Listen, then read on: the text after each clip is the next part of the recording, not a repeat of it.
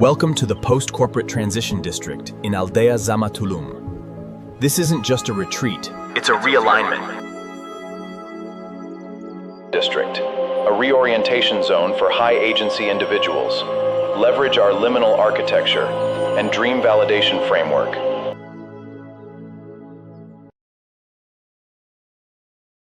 Part 1: The Post-Corporate Transition District. The Condition of the World.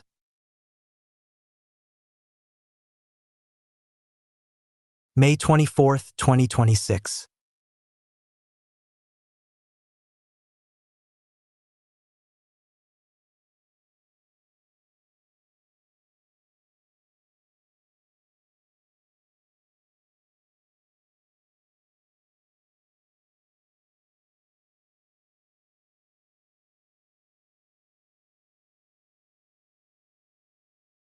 Chapter 01: The Institutional Contract Voided. Begin with the thing that is never said plainly, because the people whose interest it serves to leave it unsaid are precisely the people with the largest platforms and the most credentialed voices in every conversation about the future of work. The thing that is never said plainly is this: professional employment was never, at its core, an economic arrangement. It was an identity arrangement. The economic component, the salary, the benefits, the retirement contributions, the equity grants, the bonus structures was real, and its loss is real, and anyone who minimizes the material devastation of mass professional displacement in order to get to the philosophical point faster is being dishonest about the scale of what is happening to actual people in actual circumstances. The material loss is serious and it demands serious acknowledgement. But the material loss is not the deepest loss, and understanding why requires going back to the beginning of the arrangement and looking honestly at what it actually was. What the institutional contract offered, in exchange for your time and the sustained application of your capability, was not primarily money. Money was the mechanism. What it offered was a complete architecture for knowing who you were.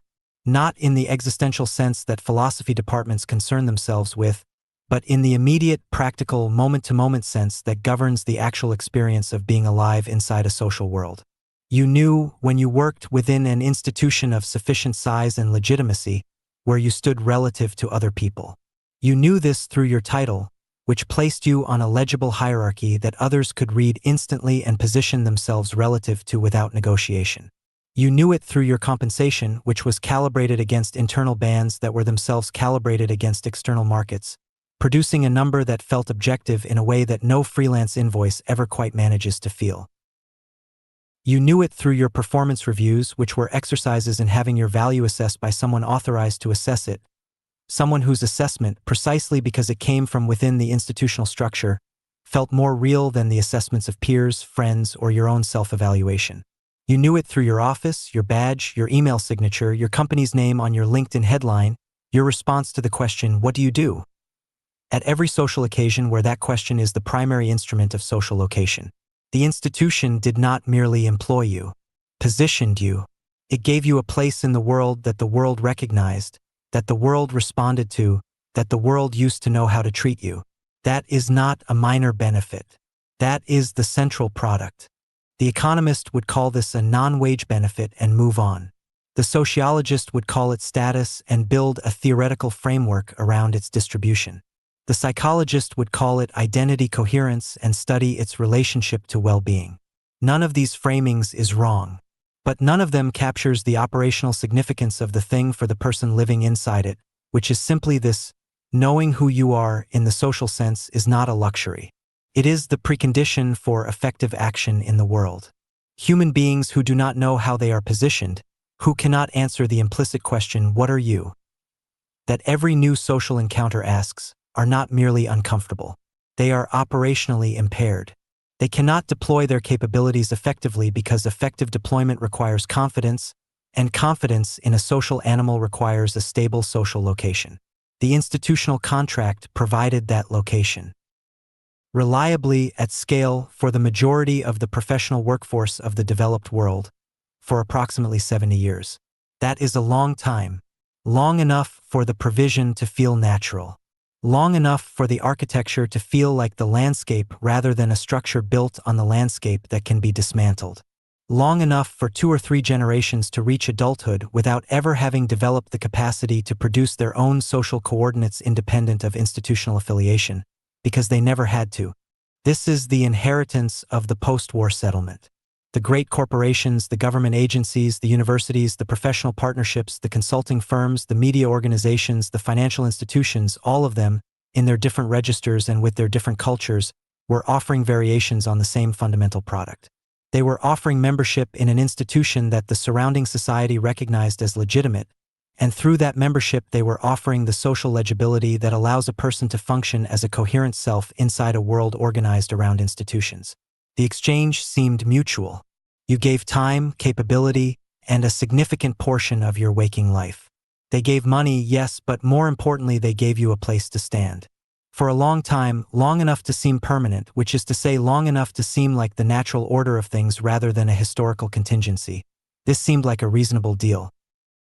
The people on both sides of the transaction had every incentive to believe it was a reasonable deal, and no particular reason to examine the assumptions buried inside it, which included the assumption that the institution would remain capable of making good on its end of the exchange indefinitely. It is no longer capable of doing so. The reasons for this are multiple and their interaction is complex, but the primary driver of the present moment of dissolution is not, as the first decade of automation anxiety suggested, the displacement of routine physical or clerical labor by machines. That displacement happened and will continue to happen, but it is not the historically novel event. The historically novel event, the one that changes the nature of the institutional contract at its foundation rather than at its edges, is the displacement of the class of cognitive, creative, communicative, and analytical labor that the professional managerial class had organized its entire identity around being uniquely capable of performing. This is the class that was told, with the full weight of institutional and educational authority behind the claim, that the coming wave of automation would spare them. Their jobs required judgment. Their jobs required creativity. Their jobs required the kind of contextual sensitivity and interpersonal nuance that machines would not, for the foreseeable future, be able to replicate. This claim was made in good faith by people who were reasoning correctly from the evidence available to them at the time.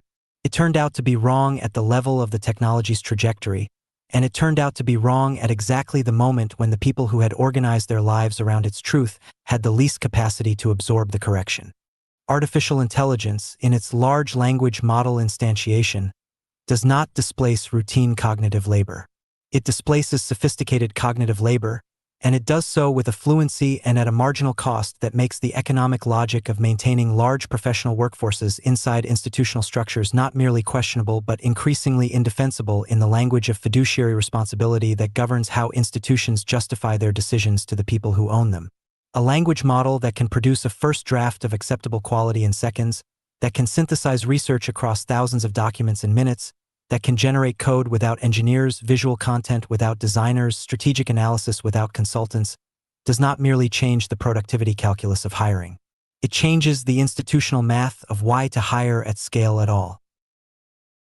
And when the institutional math changes at that level of fundamentality, the contract changes with it, not through renegotiation, which implies a conversation between parties with roughly equivalent leverage, but through voiding, which is what happens when one party to an exchange simply loses the structural capacity to deliver the product the other party thought they were buying.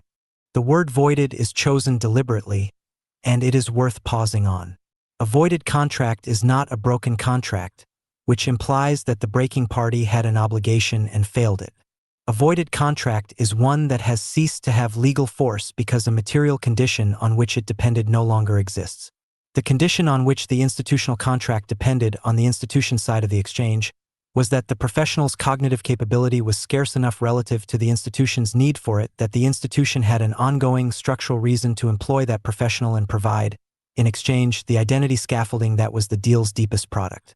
When that scarcity dissolves, when the capability becomes available at comparable or superior quality, from a system that operates at a fraction of the cost and requires none of the identity maintenance that human employees require, the institution's structural reason for the exchange disappears.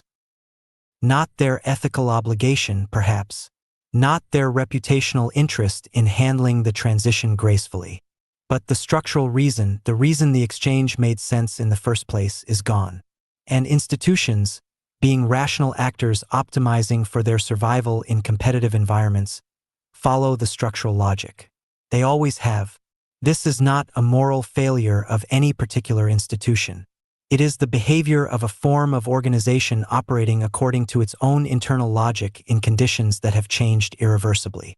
What makes this moment categorically different from previous waves of technological displacement, from the mechanization of agriculture, from the industrialization of manufacturing, from the computerization of clerical work, is the speed at which the relevant capabilities are being surpassed and the depth of the identity investment that the displaced class has made in those capabilities being the permanent foundation of their social value.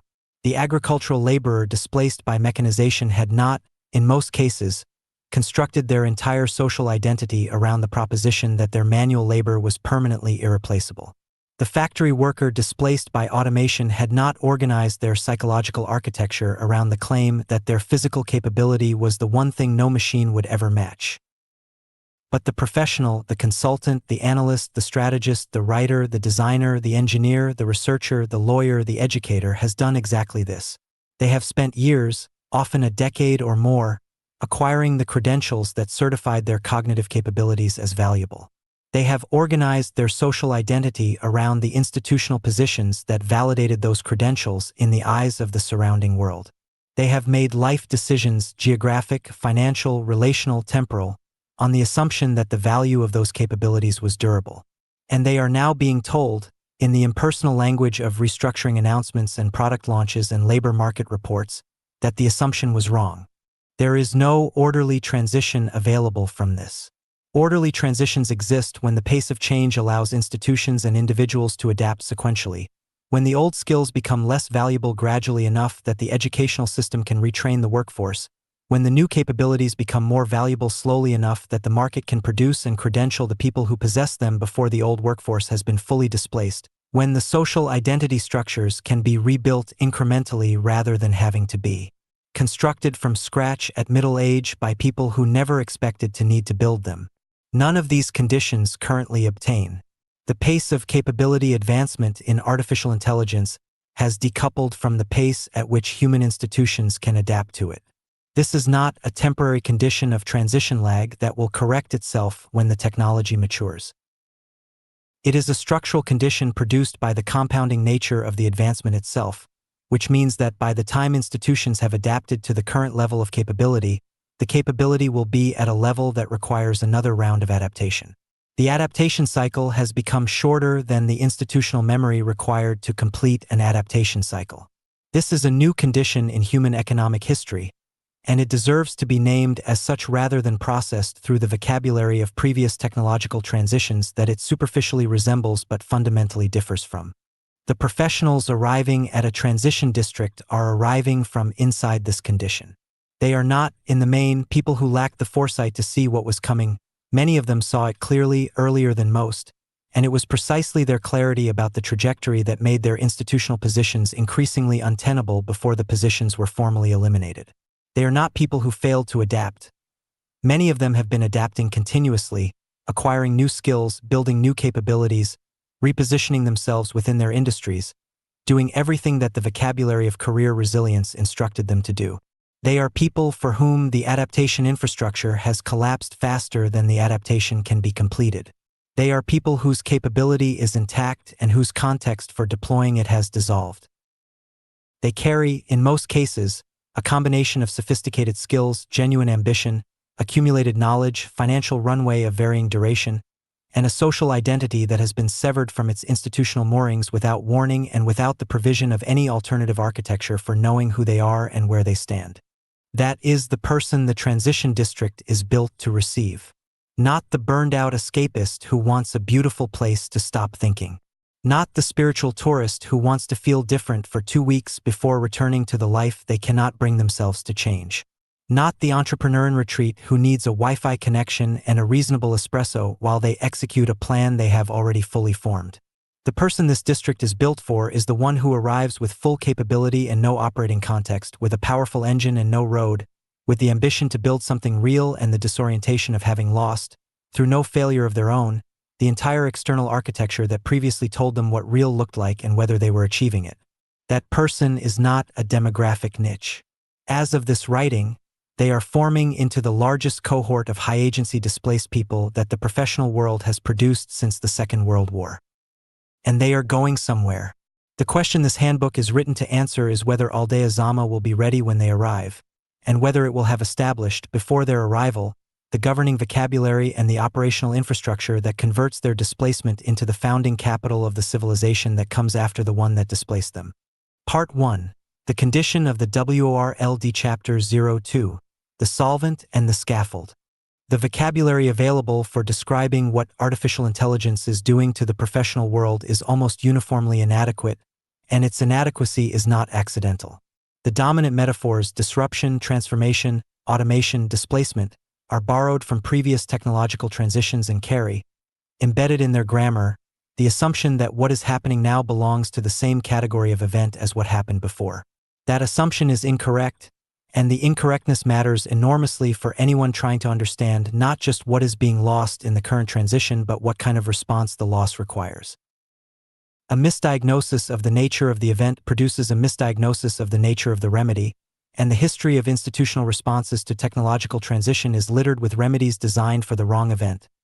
Retraining programs built for a disruption that turned out to be a dissolution, adaptation frameworks built for a transition that turned out to be a replacement, resilience curricula built for a turbulence that turned out to be a restructuring at the level of the substrate, rather than the surface. The distinction this chapter is concerned with establishing is the distinction between a tool and a solvent. A tool augments capability. It extends the reach of human capacity in specific, bounded, and ultimately subordinate ways. The hammer augments the arm. The calculator augments arithmetic. The word processor augments writing in its mechanical dimensions, the speed of composition, the ease of revision, the storage and retrieval of text, while leaving the writer in the position of the agent whose judgment and capability determine the value of the output. A tool, however powerful, operates within a relationship of instrumentality. The human wields it, the tool executes, and the human's judgment remains the scarce and therefore valuable input in the overall system of production. The economic logic of tooling is that it makes the capable human more productive, which tends to increase the economic value of the human's capability over time because the output of that capability, amplified by the tool, becomes more valuable in the market. This is the history of most technological progress. Tools make capable people more productive, and the market rewards the increased productivity in ways that broadly, if unevenly, distribute economic benefit across the population of people whose work involves those tools. This is why economists trained on the history of technological progress have tended to respond to warnings about automation with relative equanimity. They have seen the pattern many times. The tool arrives, disrupts the existing labor arrangements, produces transitional unemployment and transitional anxiety, and then the equilibrium restores itself at a higher level of productivity and, eventually, a broader distribution of economic participation. The pattern is real and its historical record is genuine. It just does not describe what is happening now. A solvent does not augment the capability of the human within a system. It dissolves the substrate on which the system depends. When you introduce a solvent into a structure, you do not make the structure work differently or work better or work at higher volume. You make the structure cease to cohere. The components that held together because the substrate bound them to each other begin to separate. The relationships that were stable because the substrate provided a medium for their stability become unstable. The outputs that the structure was producing stop being produced, not because the inputs have changed but because the organizational logic that converted inputs into outputs has been chemically compromised. A solvent does not compete with the structure at the task level. It operates at the level of the medium that made the structure possible. This is why the effects of a solvent are so much harder to diagnose in real time than the effects of a tool. The tool's impact is visible at the surface, in changed outputs and altered workflows and measurable productivity differentials. The solvent's impact is initially invisible at the surface, because the surface is still structurally intact, while the substrate beneath it is being dissolved, and the full consequence of the dissolution only becomes apparent when the structure that was resting on the substrate begins to collapse in ways that appear sudden to observers who were not watching the substrate.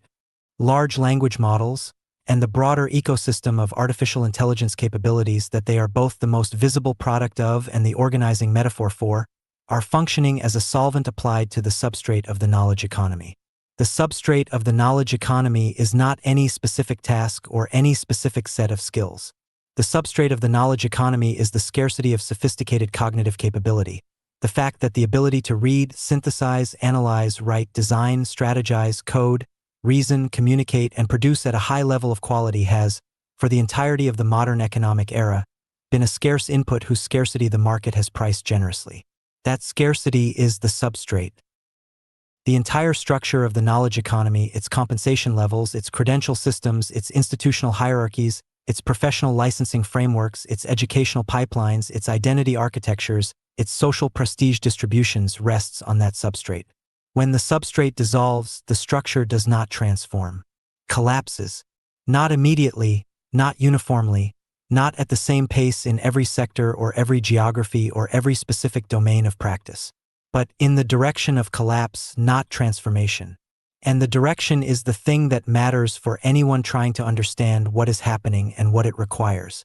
The solvent metaphor is also useful because it captures something that the disruption metaphor systematically obscures: the relationship between the rate of dissolution and the capacity for response. When a tool disrupts a labor market, the disruption happens at a pace that is bounded by the pace of the tool's adoption, which is itself bounded by the pace of capital investment, infrastructure development, workforce retraining, and institutional adaptation. These are slow processes. They produce transitional suffering, but they also produce transitional time in which the affected workforce can observe the direction of the change, update their understanding of what capabilities will remain valuable, acquire those capabilities through educational and retraining pathways, and reposition themselves in the labor market before the disruption has completed its full course. The history of tooling-based technological transitions is a history of disruption producing adaptation lag, and the adaptation lag producing a period of transitional unemployment and anxiety, followed by a period of adaptation completion and restabilization at a new equilibrium. The key variable is the length of the adaptation lag relative to the depth of the disruption. When the lag is short relative to the disruption, the transition is managed. When the lag is long relative to the disruption, the transition is experienced as crisis. But in both cases, the transition has a completion, a point at which the new equilibrium has been established and the structural relationship between human capability and economic value has been restabilized on the basis of the new technological conditions. The solvent works differently. The solvent's rate of action is not bounded by adoption pace in the same way, because the solvent is not a tool being installed in a production system. It is a capability being offered via cloud infrastructure at essentially zero marginal cost to anyone with an internet connection and a browser. The adoption curve of a tool is limited by the capital required to acquire and deploy it. The adoption curve of a solvent is limited only by the speed of awareness and the threshold of cognitive acceptance of what the awareness implies. More consequentially, the solvent's rate of action is not fixed. A tool has a defined capability profile at the moment of its deployment. The hammer drives nails with a certain force, the word processor edits text at a certain speed, the calculator performs arithmetic at a certain accuracy level, and that capability profile does not significantly change over the tool's useful life. The solvent is improving at a compounding rate. The capability that dissolved the first layer of the substrate is being superseded, on a timeline of months rather than years, by a more capable version of itself that dissolves the next layer. This produces a condition that has no precedent in the history of tool-based technological transitions. The adaptation lag is longer than the improvement cycle. By the time the professional workforce has adapted to the level of AI capability that displaced the first wave of cognitive labor, the capability has advanced to a level that requires another round of adaptation. The adaptation is perpetually behind the dissolution. There is no equilibrium toward which the system is tending, because the solvent is not approaching a fixed maximum capability level. It is compounding, and the compound interest of dissolution is not recovery. It is structural collapse at an accelerating rate of completion. This brings the argument to the scaffold, which is the second element of this chapter's central metaphor, and the one that most directly explains what the transition district is designed to address. A scaffold is a temporary external structure erected to support a building during construction or renovation, to hold up the elements of the building that cannot yet support themselves while the permanent structure that will eventually bear their weight is being built. The scaffold is not the building. The scaffold is what makes the building possible before the building is capable of standing on its own. When the building is complete, the scaffold is removed, and the building stands on its own structural logic, supported by the relationships between its own elements rather than by the external temporary structure that held it upright during the period of its formation. The scaffold's removal, when the building is complete, is not a loss. It is the completion of the construction process. The building was always going to have to stand on its own eventually. The scaffold was always going to have to come down. The institutional framework of professional employment has functioned, for the class of people this handbook is primarily concerned with, as a scaffold. It held up the professional self during the period, a period that turned out to last an entire career rather than a transitional phase, when the professional self had not developed the internal structural logic required to support itself independent of external institutional affiliation. It provided the external social coordinates, the legitimizing hierarchy, the performance validation, the purpose assignment, the community, the daily structure, the forward narrative of promotion and advancement, and the accumulation of institutional recognition, all of which are the functional equivalents of the scaffold's crossbeams and support poles, the temporary external elements that hold up the structure until the structure can hold itself up. The scaffold, in this metaphor, was never meant to be permanent. The professional self was always meant, eventually, to develop the internal structural logic that would allow the scaffold to be removed without the self collapsing. But the scaffold turned out to be so convenient, so well-maintained, so culturally normalized, and so thoroughly integrated into the social logic of a professional life that the development of the internal structure, the sovereign capability to generate one's own social coordinates, purpose architecture, performance feedback, community, and forward narrative independent of institutional provision, was systematically deferred. Not because the professionals who deferred it were weak or unimaginative or insufficiently ambitious, but because the scaffold was working, and working systems do not generate the urgency required for the difficult and disorienting work of building the permanent structure that will eventually replace them. The solvent has removed the scaffold. Not at the pace at which a construction crew removes a completed scaffold, deliberately, safely, with the building already standing and the construction crew already prepared for what removal will require. The solvent has dissolved the scaffold's structural connections, and the scaffold is now coming apart at a pace and in an order determined by the chemistry of the dissolution rather than the logic of the construction. The professional self that was leaning on the scaffold is now discovering, at the moment of the scaffold's dissolution, that the internal structure was not fully built, and that the internal structure that was built was designed around the scaffold's presence rather than its absence, which means that some of what was built will need to be rebuilt, because it was built in a way that requires the external support that is no longer there. This is a more complex and more costly renovation than starting from scratch, because starting from scratch at least allows the builder to design for the permanent conditions from the beginning. Retrofitting a structure that was built for scaffold dependence into a structure capable of standing on its own requires identifying and removing the load-bearing elements that depended on the scaffold, replacing them with load-bearing elements that do not, and doing all of this while the building remains occupied by a self that has not stopped having needs, producing output, and navigating the world simply because the scaffold came down unexpectedly. The transition district is the site where this renovation happens, under the best conditions that can be provided for a renovation that was not planned and cannot be delayed.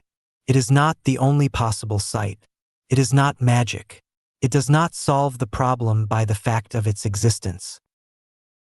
It solves the problem by providing, in physical and cultural and operational form, the specific conditions under which the renovation of a scaffold-dependent professional self into a self capable of generating its own coordinates, what this handbook calls operational sovereignty, can proceed with the highest possible probability of completion and the lowest possible probability of the two most common failure modes: the retreat to a new scaffold, which produces temporary stability and eventual repetition of the same crisis, and the collapse into purposelessness, which produces the kind of prolonged disorientation that becomes indistinguishable, in its external presentation, from the withdrawal that follows any profound and unprocessed loss.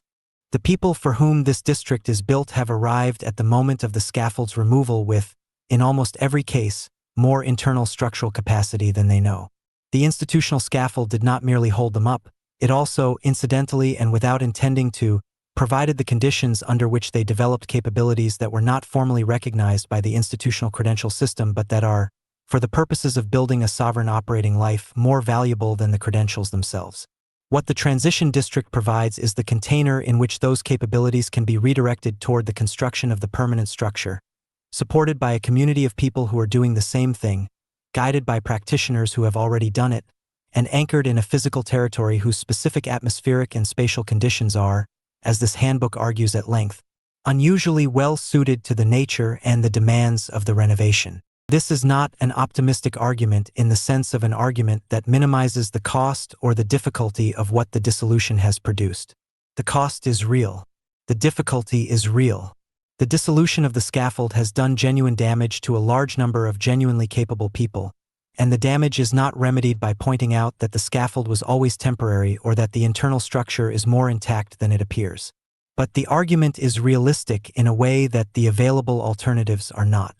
The realistic alternative to building the permanent structure is the search for a new scaffold, the attempt to find a new institution, a new employer, a new organizational context that will restore the external provision of social coordinates and purpose architecture and performance validation that the old institution provided.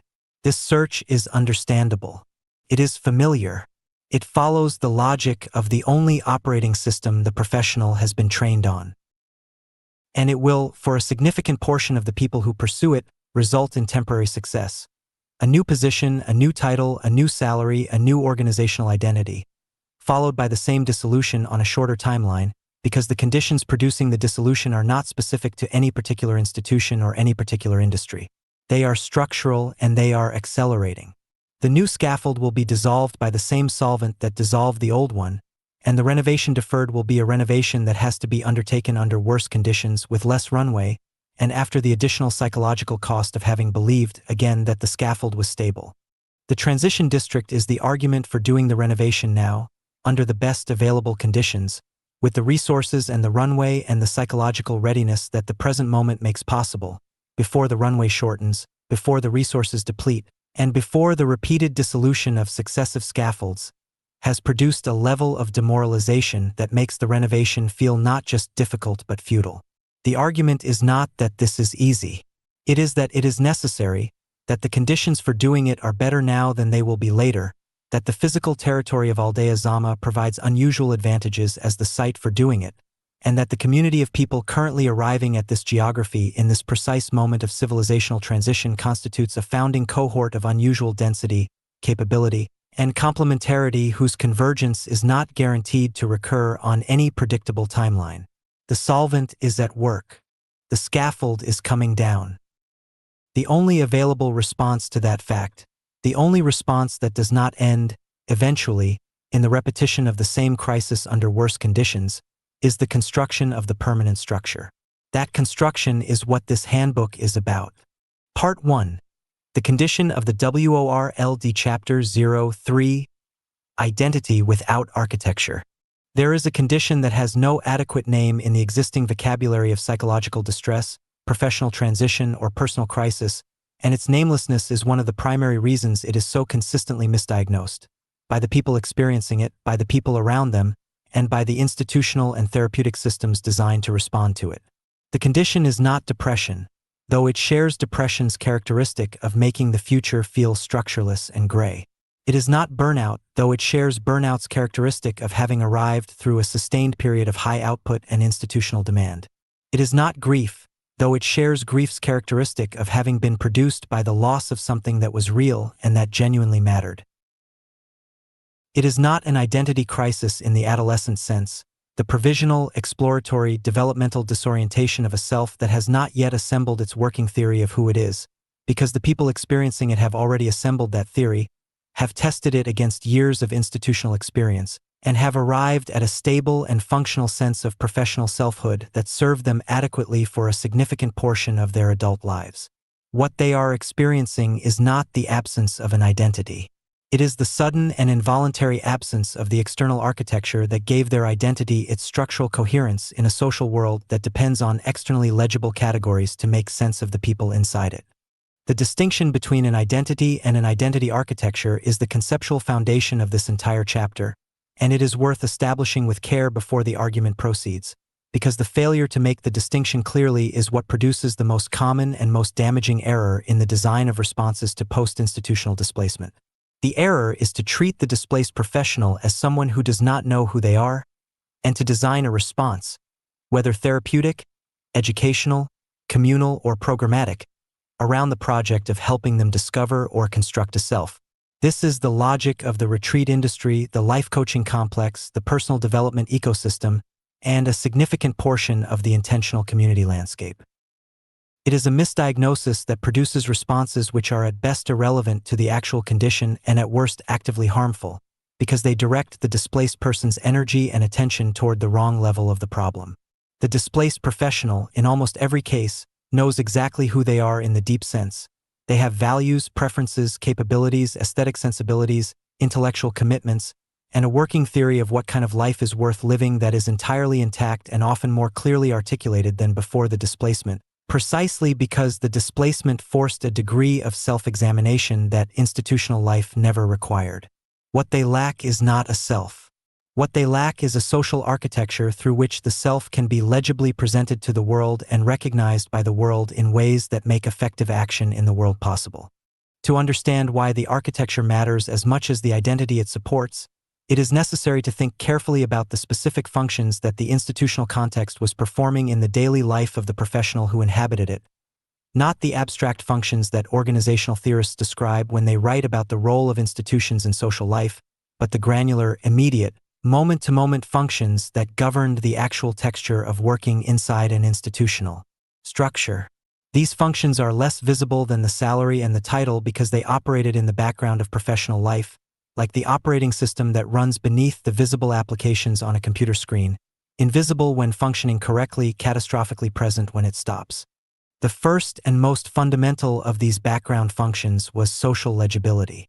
Every social encounter in a professional life involves the implicit question of who the person is, and the institutional affiliation provided the answer to that question in a form that was universally readable without negotiation or explanation. When you met someone at a professional event and they asked what you did, the institutional answer, "I'm a senior director of product strategy at Morgan Stanley," or "I'm a partner at McKinsey," or "I run the editorial department at Condé Nast," conveyed in a single sentence an enormous amount of information that the receiving party could decode instantly and use to calibrate the social interaction that followed. The level of expertise to assume, the professional vocabulary to use, the relative status positions to observe, the potential areas of mutual interest or professional relevance to explore, the basic credibility to extend to subsequent claims the person might make about their experience or their capabilities. The institutional affiliation was not merely a label. It was a social decoding key that allowed the professional to enter new social environments with their position already established, their credibility already conferred, their relevance already assumed. Without it, every new social encounter requires a negotiation that the institutional affiliation previously made unnecessary, the negotiation of who you are, why you matter, why your perspective is worth attending to, what your relationship to the person across from you should be understood to be. This negotiation is not impossible.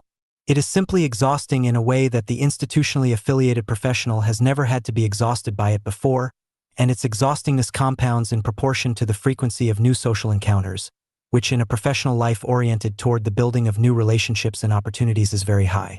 The second background function was temporal architecture.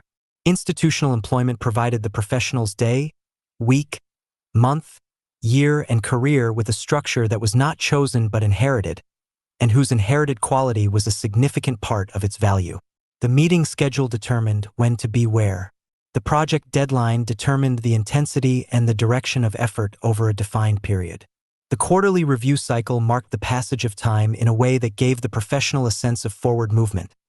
The quarter was completed, assessed, and succeeded by the next quarter, which brought a new set of objectives and a fresh opportunity to perform against them.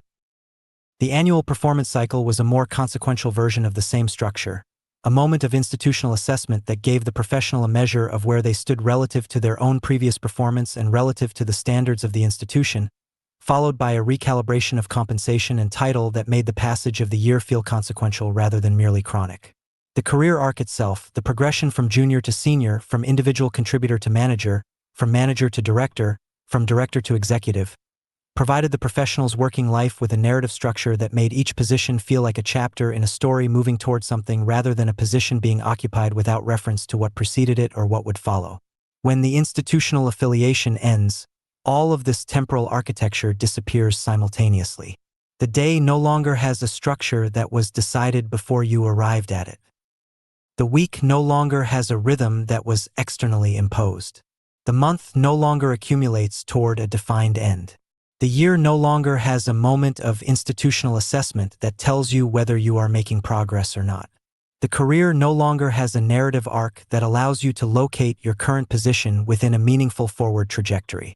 What replaces these structures is not freedom, though it is often described and initially experienced as freedom.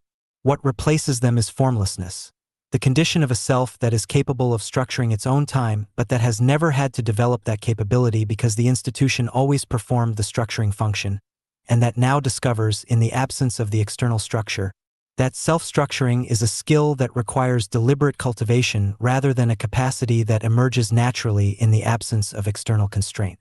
The third background function was performance feedback. Institutional life provided the professional with a continuous, if imperfect, stream of information about whether what they were doing was good enough, and by whose standards and relative to what expectations. The feedback came in multiple registers simultaneously: the explicit feedback of performance reviews and managerial assessments, the implicit feedback of compensation decisions and promotion timelines and project assignments, the social feedback of peer recognition and organizational visibility and invitation to high-profile work, the market feedback of the institution's competitive position, and the department's budget and the project's outcomes relative to its objectives. None of this feedback was perfectly accurate, and much of it was distorted by politics, by bias, by the specific limitations of the managers and the metrics through which the assessment was conducted. But the distortions were known distortions. The professional had learned, over time, to read the institutional feedback system with the sophistication of a person who knows the instrument's quirks and can compensate for them. The distorted feedback of a known system is, in terms of navigational utility, vastly more useful than the absence of feedback from a system that has not yet been built. The post-institutional professional produces output, writes, designs, codes, consults, creates, analyzes, and receives in place of the institutional feedback system, a silence that is not silence but rather the absence of any calibrated external signal that would allow them to know whether the output is good, whether it is finding the people it is meant for, whether it is producing the effect it was designed to produce, whether it represents progress toward anything that can be defined with sufficient precision to make the concept of progress meaningful. The development of the internal feedback mechanisms that allow a sovereign operator to assess their own output without external institutional validation is one of the most difficult and most important aspects of the transition to post-institutional life, and it is the aspect that is most consistently underestimated by people who have not gone through it, because it looks from the outside like a simple matter of confidence. You just need to believe in your own work, when it is actually a complex matter of building new evaluative infrastructure in the absence of the external evaluative infrastructure that was always previously available. The fourth background function, and in some ways the most underestimated, was the provision of an incidental community. Institutional life placed the professional in daily proximity with a stable group of people: colleagues, collaborators, managers, reports, clients, whose presence was not contingent on the professional's active social effort. The community was inherited with the position. The professional did not choose most of the people around them. They did not have to recruit them, maintain the relationships through deliberate effort, or persuade them of the value of continued contact. The relationships existed because the institutional structure placed both parties in ongoing proximity and mutual dependency, and the ongoing proximity and mutual dependency generated, over time, the kind of familiarity and shared reference that constitutes a social world. A set of people who know your working style, your humor, your history, your particular way of approaching problems, your characteristic strengths and characteristic failures, and who respond to you accordingly. The loss of this community is one of the most practically significant and least publicly acknowledged dimensions of post-institutional displacement, because it is not the kind of loss that is culturally recognized as serious. The friends you make at work are supposed to remain your friends when the work ends. The professional relationships you built are supposed to transfer into your independent life and remain available to you as resources and as community. In practice, a significant portion of these relationships are revealed, by the cessation of the institutional structure that generated them, to have been maintained by the structure rather than by genuine mutual investment. Not because the people involved were not genuinely fond of each other, but because the maintenance of any relationship requires the investment of time and attention, and the institutional structure was providing the conditions for that investment automatically and costlessly in the form of shared physical space, shared projects, shared deadlines, and shared organizational objectives. When those conditions disappear, the relationships require active, deliberate maintenance that competes with all the other demands of the transition, and many of them do not survive the competition. The post-institutional professional discovers, often with a degree of shock that they did not anticipate, that the social world they inhabited was more institutional than personal, that the community was a product of the scaffold, and that the scaffold's removal has taken significant portions of the community with it. The fifth background function was the provision of purpose at the level of daily task. Institutional life assigned meaning to the professional's daily activity through the organizational objectives that framed it. The work you did mattered because the organization had determined that it mattered, had assigned resources and personnel to it, had defined outcomes against which its success would be assessed, and had integrated it into a larger organizational logic that connected it, however distantly, to something beyond the immediate task. The meaning of any individual piece of work within an institutional context is partly a product of the work itself and partly a product of the institutional frame that positions it within a consequential whole. The institutional frame does not create meaning from nothing. The work that was genuinely meaningless within the institution was experienced as meaningless regardless of the frame's best efforts. But it amplifies the meaning of work that has genuine content by situating it within a context of organizational stakes and collective effort that makes the individual contribution feel part of something larger than itself. When the institutional frame is removed, the professional discovers that the daily production of output, the writing, the designing, the coding, the analyzing, the strategizing, requires a different kind of meaning generation than the institutional frame was providing. The work now has to carry its own meaning, in its own terms, without reference to organizational objectives or collective effort or institutional stakes. This is possible. Many people build working lives of profound meaning entirely outside institutional frameworks. But it requires a capacity for autonomous meaning generation, the ability to identify what you care about independently of what the organization has decided it cares about, to connect your daily activity to that independently identified purpose, and to sustain that connection over time without the external reinforcement of organizational recognition and institutional reward, that the institutional context systematically suppressed by providing a ready-made meaning architecture that made the development of an autonomous one unnecessary. The resulting condition, the combination of these 5 simultaneous absences, each individually significant and collectively producing a disorientation that exceeds the sum of its parts, is what this handbook is calling identity without architecture. The self is intact. The capabilities are intact. The values, the ambitions, the aesthetic commitments, the intellectual investments are all intact. What is missing is the external structure through which all of these elements were organized into a coherent and socially legible presentation, the scaffolding of institutional affiliation that held the self in a recognizable shape and allowed the world to respond to it in ways that made effective action possible. Without that structure, the self is not destroyed, but it is disorganized.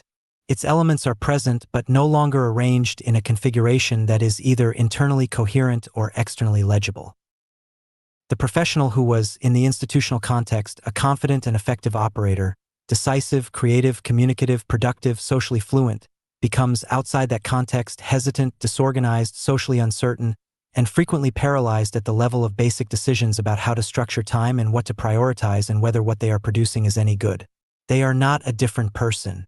They are the same person in a radically different environment, and the difference in their performance is a function of the environment rather than of any change in their underlying capability. This is an important distinction, because the response the condition requires is environmental rather than therapeutic. You are not treating a damaged self. You are providing an environment in which an intact self can reorganize itself into a configuration appropriate to the conditions it will actually be operating in, rather than the conditions it was trained for and is no longer inhabiting. It is worth pausing on the question of why the existing vocabulary for this condition is so inadequate, because the inadequacy is not merely inconvenient. It actively produces wrong responses, and the wrong responses compound the damage. The word that the displaced professional is most likely to use for their own condition is burnout, because burnout is the culturally available vocabulary for a professional who has lost their relationship to their work and is operating with diminished energy and motivation. But burnout is a condition produced by too much institutional demand, by the sustained overextraction of professional capability within an institutional context that did not provide adequate recovery, recognition, or meaning relative to the demands it was making. The treatment for burnout is rest, reduced demand, and the restoration of the conditions under which the institutional relationship can be re-entered with renewed energy. The treatment for burnout is, in other words, a better version of the institutional context, a more sustainable version of the same exchange that produced the burnout. The treatment for identity without architecture is fundamentally different. It is not a better version of the institutional context. It is the construction of an entirely different operating system. Treating identity without architecture as burnout produces responses. Rest, reduced demand, recovery retreats, sabbaticals, that are pleasant and temporarily relieving but that return the professional, after the recovery period, to the same fundamental condition of having no architecture, only now with a depleted runway and the additional discouragement of having rested extensively without finding that the rest resolved the underlying problem. The word that the professional's social environment is most likely to use for their condition is opportunity, as in, this is a great opportunity for you to do something different. The opportunity framing is meant kindly, and it contains a kernel of genuine truth. The removal of the institutional constraint does open possibilities that were not previously available. But the opportunity framing is also profoundly unhelpful in its timing, because it locates the displaced professional in a condition of readiness. Ready to seize the opportunity, ready to launch the venture, ready to build the thing they always wanted to build, that does not correspond to their actual psychological condition, which is a condition of significant structural disorientation that must be addressed before the opportunity can be seized effectively. Telling someone experiencing identity without architecture that they are in a position of opportunity is like telling someone whose house has just burned down that they now have a wonderful chance to build something better. The statement is factually accurate and entirely useless as immediate guidance, because the immediate reality is the loss, not the opportunity, and the loss must be genuinely processed before the opportunity can be genuinely engaged with. The opportunity framing, applied prematurely and without acknowledgement of the genuine disorientation that precedes it, produces another of the common failure modes. The premature launch, the decision to immediately start the venture or the creative practice or the freelance career before the internal reorganization required to sustain any of these has been completed, resulting in an enterprise built on an unstable foundation that collapses under the first serious pressure and produces a level of discouragement disproportionate to the practical setback, because the collapse of the venture feels like the collapse of the self-concept that the venture was supposed to demonstrate the viability of. The word that the professional's internal experience is most likely to produce is laziness, as in, I should be building something but instead I'm staring at a blank document, which means I am lazy and this confirms the worst things I feared about myself. The laziness attribution is the most damaging of all the misdiagnoses because it directs the professional's coping energy inward, toward self-criticism and the intensification of productivity pressure, in response to a condition that is not a failure of motivation but a failure of the environmental conditions under which motivation operates. Motivation is not a purely internal resource that a person either has or lacks. It is a relational phenomenon. It arises in the interaction between an individual's capabilities and values and the environmental conditions that provide direction, feedback, stakes, and community. The institutional context provided all of these environmental conditions. The post-institutional context provides none of them by default, and in the absence of the environmental conditions, the motivation that was abundantly present within the institutional context simply has nowhere to land. It is not that the professional has become lazy. It is that the professional is a productive engine running in neutral because the transmission that connected the engine to the wheels, the institutional structure that connected capability to direction, effort to feedback, output to recognition, has been removed, and the engine cannot drive the vehicle forward regardless of how hard it is revved. Increasing the rev, demanding more productivity, imposing harder deadlines, intensifying self-criticism, does not solve the transmission problem. It just burns more fuel in neutral and accelerates the depletion of the psychological resources available for the actual work of rebuilding the transmission. The transition district addresses the condition of identity without architecture at exactly the level at which the condition operates, the level of the environment. It does not attempt to repair the self, which does not need repairing. It does not offer therapeutic processing of the loss, which is a necessary but not sufficient response. It does not offer motivational acceleration of the launch into the next phase, which is premature in the absence of the infrastructure that would make the next phase sustainable. It offers, instead, a replacement architecture, temporary, transitional, explicitly designed to be outgrown, that provides the displaced professional with the social legibility, the temporal structure, the performance feedback, the incidental community, and the daily purpose that the institutional context previously provided, while simultaneously providing the conditions under which the professional can develop the autonomous capacity to generate all of these things for themselves, without institutional provision, in the permanent operating context that will follow the transition. The transition district is, in the precise terms of this chapter's central metaphor, the environment in which the person who has lost their identity architecture can rebuild that architecture on new foundations, foundations that are sovereign rather than institutional, that are chosen rather than inherited, and that are designed for the conditions of the world as it is becoming rather than the conditions of the world as it was when the original architecture was constructed. What makes Aldea Zama specifically suited to this function, as opposed to any other beautiful and partially activated geography in the world, is the set of atmospheric, spatial, and communal conditions that this handbook describes at length in the sections that follow. But it is worth noting here, in the context of the argument this chapter is making, one dimension of suitability that is easy to overlook. The district's own condition of identity without architecture makes it an unusually honest mirror for the condition of the people it is receiving. Aldea Zama is itself a place that has lost its institutional framing. The speculative urban model that gave the first phase its organizing logic has exhausted itself, and the district exists in the suspended condition of a built environment that knows what it was and does not yet know what it is becoming. That condition is not comfortable, but it is honest. And it produces, in the person who arrives in it carrying their own version of the same condition, a recognition that is more useful than any amount of beautiful certainty would be. The district is not pretending to have already figured out what comes next. It is, like the people who are beginning to inhabit it, in the process of finding out. That shared condition of genuine transition, not performed openness to change, but actual structural suspension between a completed past and an unconstructed future, is the deepest source of the district's specific fitness for the function this handbook is proposing. You cannot build a genuine transition district from a position of achieved certainty. You can only build it from a position of honest liminality. Aldea Zama is in that position. The people arriving at it are in that position. The alignment of those two realities, at this specific moment in the history of the professional world and the history of this specific geography, is not a coincidence to be taken for granted. It is the window, and the window is open now. Part 1. The condition of the WORLD Chapter 04. The digital nomad was a transitional fantasy. Every historical period of institutional disruption produces, in its early stages, a cohort of people who recognize that the old system is failing before the majority of their peers do, and who respond to that recognition with a departure, a physical, professional, or psychological exit from the failing system that is experienced and presented as a solution rather than what it actually is, which is a first-generation approximation of a response to a problem whose full dimensions have not yet become clear.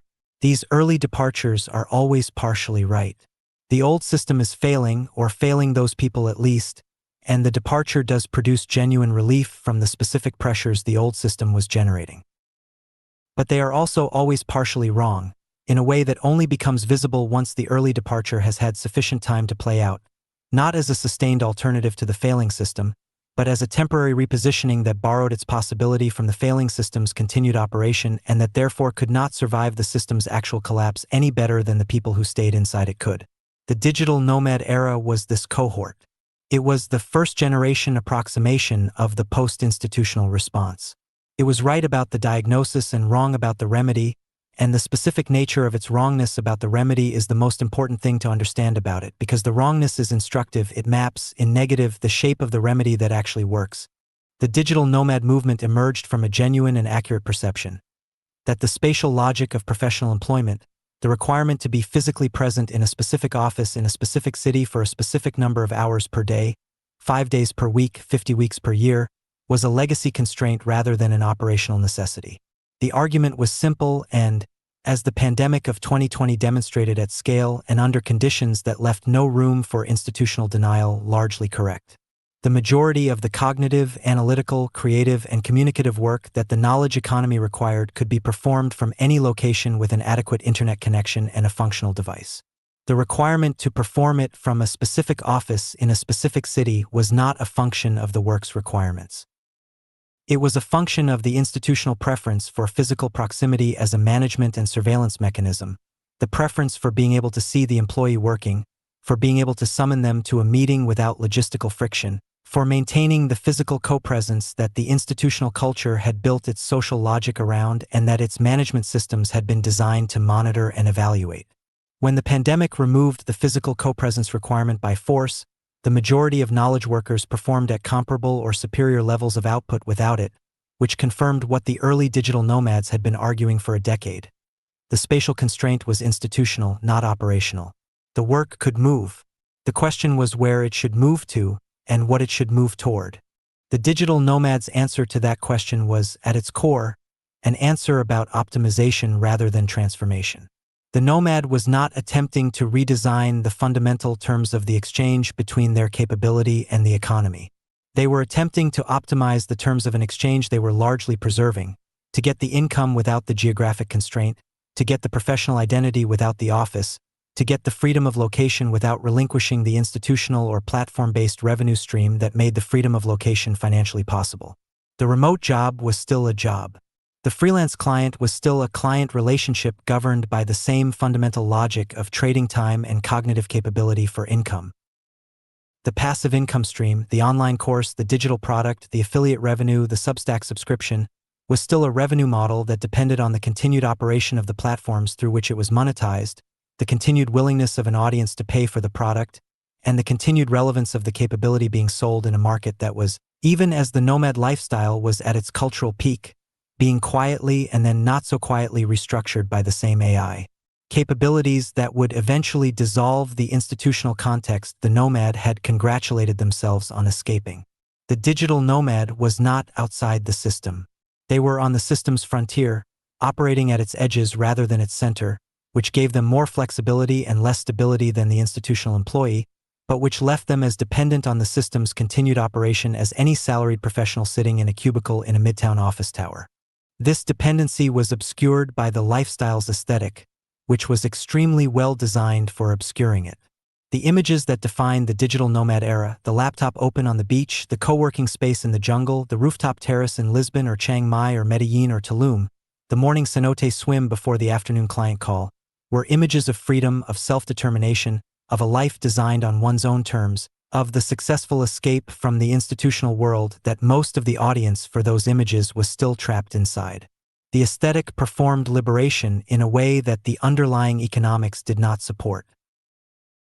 The person on the beach with the laptop was, in the majority of cases, doing the same work they would have been doing in an office, for the same clients or the same employer, on the same schedule dictated by the same time zones and the same deadlines and the same deliverables, but doing it in a more beautiful place and performing the beauty of the place as evidence of a freedom that was, in its operational reality, considerably more constrained than the performance suggested. The location had changed. The logic of the exchange had not. The freedom was real at the geographic level and largely illusory at the structural level, and the gap between the performed freedom and the actual structure of the life it was overlaid on was one of the primary sources of the specific psychological strain that the digital nomad lifestyle produced in the people who pursued it longest and most seriously. Tulum was not an accident in this story.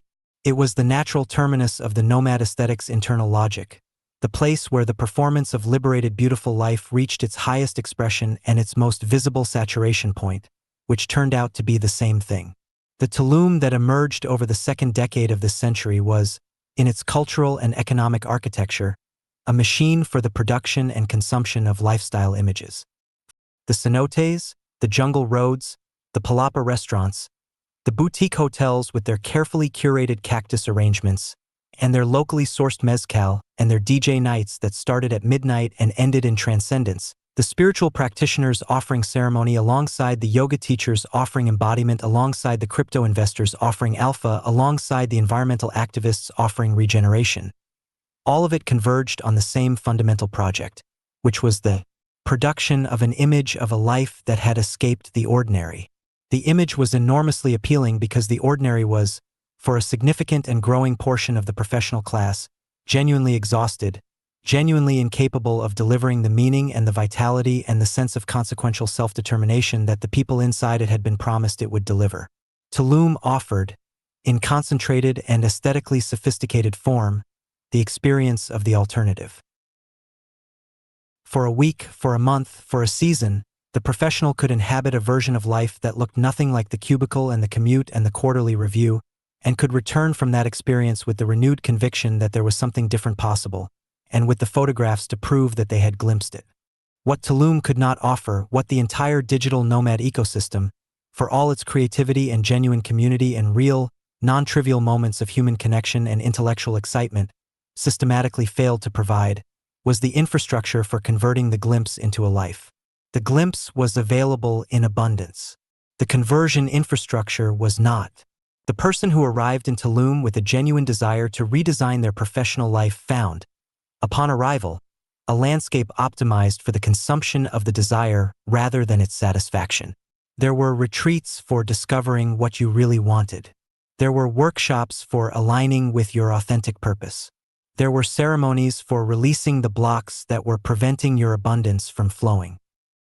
There were coaches and healers and practitioners of every description offering, in their different vocabularies and their different methodologies, versions of the same fundamental service: the affirmation of the desire and the temporary amplification of the sense that the desire was valid and achievable.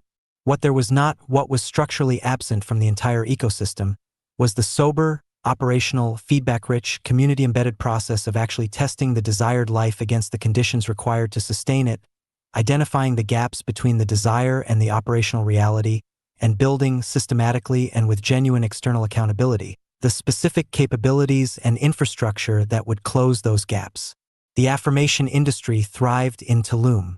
The validation infrastructure, the thing that would have been genuinely useful, did not exist there in any serious form. The reason for this structural absence is not mysterious, and it is not a failure of the individual practitioners who built their offerings in the ecosystem. The reason is that the development of a genuine validation infrastructure requires something that the transient population of a digital nomad hub is constitutionally incapable of providing: duration, stability, and the accumulation of honest longitudinal knowledge about what actually works and what does not work across multiple cycles of arrival, attempt, failure, adjustment, and renewed attempt. The practitioner who has been in Tulum for 3 months and will be in Lisbon in 3 more months cannot provide this. The community that assembles for a specific retreat and disperses immediately afterward cannot provide it. The social media audience that follows the nomad's journey in curated highlight reel form cannot provide it. The knowledge required to validate a dream operationally, to distinguish between the version of the dream that can survive contact with reality and the version that cannot, and to specify what modifications to the non-surviving version would make it viable, is knowledge that accumulates through sustained presence, through the observation of many people attempting many versions of the transition across sufficient time to see which attempts produce durable results and which produce impressive beginnings that collapse under the first serious pressure. This knowledge exists. It exists in the minds of the people who have been in a specific place long enough to have accumulated it. It simply was never systematically organized, transmitted, or made available to the arriving cohort in Tulum or any other nomad hub, because the organizational infrastructure that would accomplish that transmission was never built, because the population and the culture were too transient for the building to happen, because the transience was not incidental to the nomad model, it was its defining feature, its primary appeal, and the source of its most consequential structural failure. The constant movement that defined the nomad lifestyle as an aspiration was also the feature that prevented the lifestyle from producing what it was gesturing toward. Transformation, genuine, durable, structural transformation of the self's operating system, requires time and place. Not necessarily a single place, not necessarily a permanent commitment, but a duration of presence in a specific community of specific people sufficient for the transformative processes to complete a full cycle. The full cycle includes arrival and disorientation, the building of working relationships with people who know you over time rather than performing yourself for strangers who will be strangers next week too, the encounter with genuine operational difficulty and the navigation of that difficulty with real stakes and real accountability rather than the performative difficulty of adventure tourism, the experience of failure in a context where the failure has consequences for people who matter to. you rather than in the context of a platform metrics dashboard that you can simply stop checking, and the construction slow, effortful, iterative, requiring the kind of sustained commitment that the nomadic life structurally resisted, of something that outlasts your presence in the place where it was built.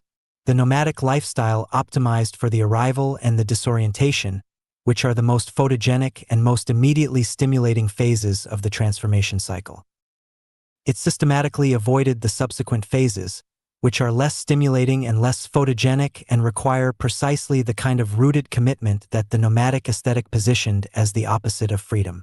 In doing so, it produced a population of people who were expert at beginnings and impoverished in completions, people who had practiced the feeling of starting over so many times that the feeling of starting over began to substitute for the actual work of building something that did not require starting over because it had been built to last.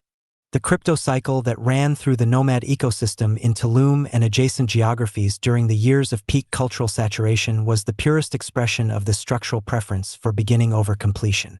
The promise of cryptocurrency speculation was, at its cultural rather than its technical core, the promise of wealth without the sustained, grounded, incremental, institution-embedded labor that the previous model of wealth accumulation required. It was the promise of a beginning, the purchase of the asset, the entry into the community, the adoption of the vocabulary and the identity of someone who understood what the majority of the world had not yet figured out, that would deliver, through the mechanism of the market's eventual recognition, the outcome that would normally require years of sustained productive effort. The beginning was the exciting part. The market would handle the rest. This logic was appealing to a population that had already demonstrated a structural preference for the excitement of beginnings over the difficulty of sustained building, and it produced, in Tulum specifically, a cultural moment of unusual intensity, a concentration of people who had found each other at the intersection of geographic liberation and financial speculation, and were collectively producing an atmosphere of imminence, of the sense that everything was about to change in ways that would make the old logic of institutional labor look not just unnecessary but obviously and permanently obsolete. That atmosphere was real. The people in it were not, in the main, stupid or deluded. They were capable, perceptive, genuinely innovative people who were reading the landscape correctly in many respects and had arrived at a geography that concentrated their kind in ways that made the collective intelligence and collective energy available in their immediate environment unusually high. The error was not in the perception. The error was in the conclusion that the atmosphere of imminence was itself the arrival, that the feeling of being on the edge of a new way of organizing economic and social life was equivalent to having built that new way, and that the speculation on future value was equivalent to the production of present value.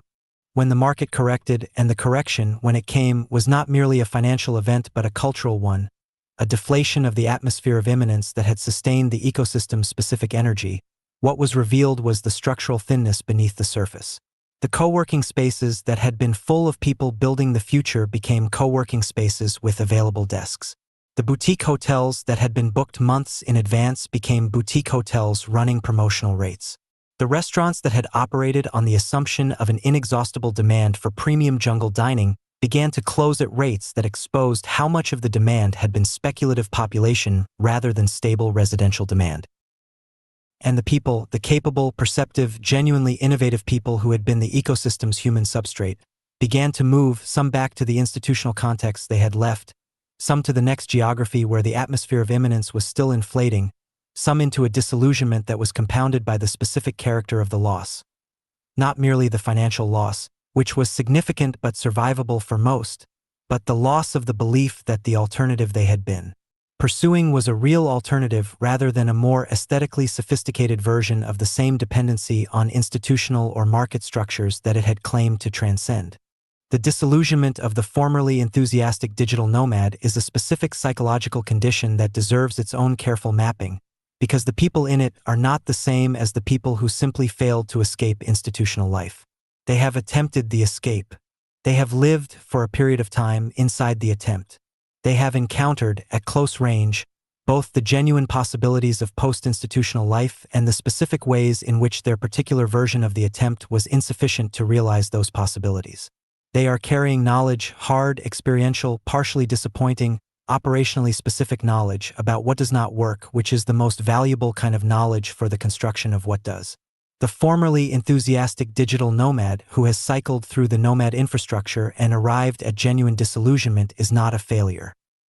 They are a fully qualified first generation whose experience constitutes the primary research data for the second generation solution. They are exactly the kind of initiated practitioner that the transition district requires in its founding cohort, not to serve as cautionary tales, which is a waste of genuinely valuable operational knowledge, but to serve as honest narrators of what the first attempt produced and what the first attempt revealed about the shape of the problem that the second attempt needs to solve more completely. What the first attempt revealed, above all else, is that the problem of post-institutional life is not primarily a problem of location or of income model or of professional identity or of lifestyle design, though it touches all of these things.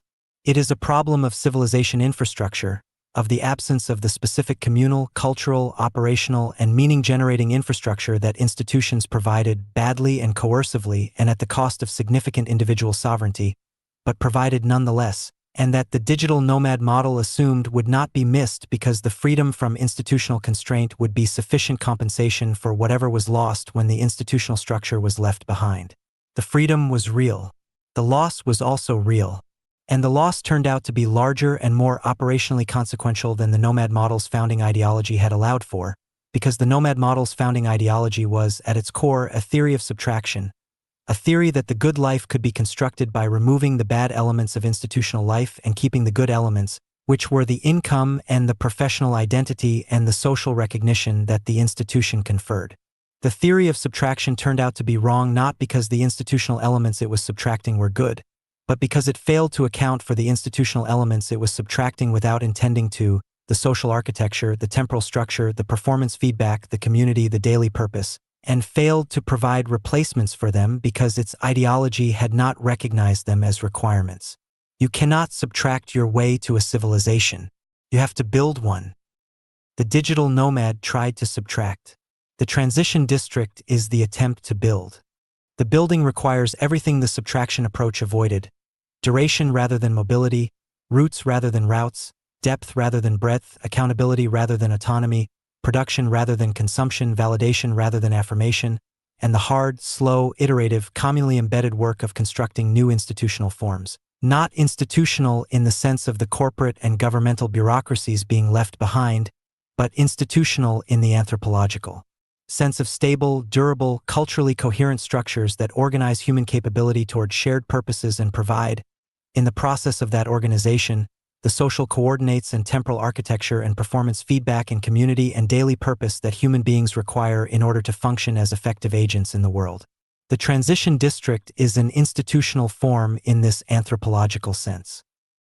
It is a structure that the post-institutional professional can inhabit without surrendering the sovereignty that the nomad movement correctly identified as both possible and desirable, but that provides, in exchange for a temporary and chosen commitment to its community and its program, the architecture without which sovereignty is not freedom but formlessness. The nomad had the freedom and the formlessness simultaneously and mistook the freedom for the solution.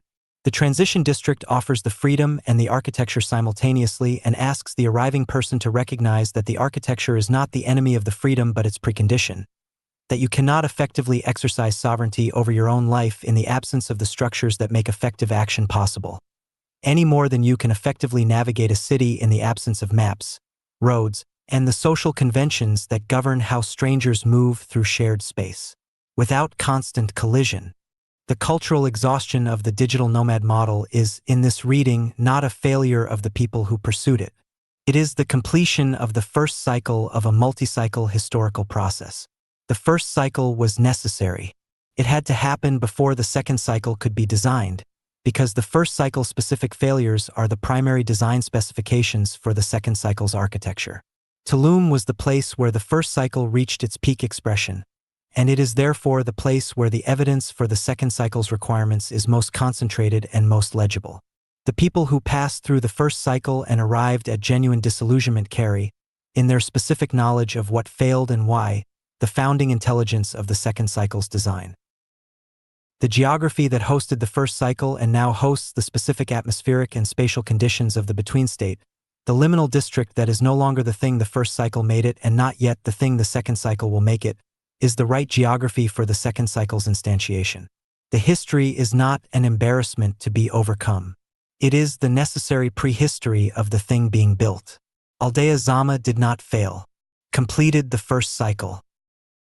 The second cycle begins here, built on the knowledge of what the first cycle produced and the knowledge of what it could not, designed with the specific understanding that what the first cycle was missing was not a better location or a better income model or a better lifestyle aesthetic, but a civilization, a real one, with infrastructure and myth and community and accountability and duration and the specific serious, operationally grounded commitment to building something that does not depend on the atmosphere of imminence to justify its existence, because it has actual existence, and the actual existence is the point.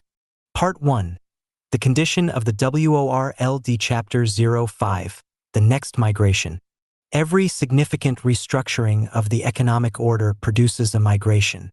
Not a metaphorical migration, not the movement of capital or the flow of information or the displacement of market share from one sector to another, but a literal, physical, geographic migration of human beings who have concluded, through a combination of direct experience and ambient cultural signal, that the place they are in no longer offers the conditions required for the life they are trying to build, and that some other place, real or imagined or partially constructed, might. The history of economic restructuring is therefore also a history of population movement, and the study of who moves, from where to where, under what conditions and with what intentions and with what they carry and what they leave behind, is one of the most reliable instruments available for understanding the nature of the restructuring itself, more reliable in many respects than the economic data, which measures what has already happened, and more reliable than the institutional discourse, which describes the restructuring in the interests of the institutions most invested in how it is described.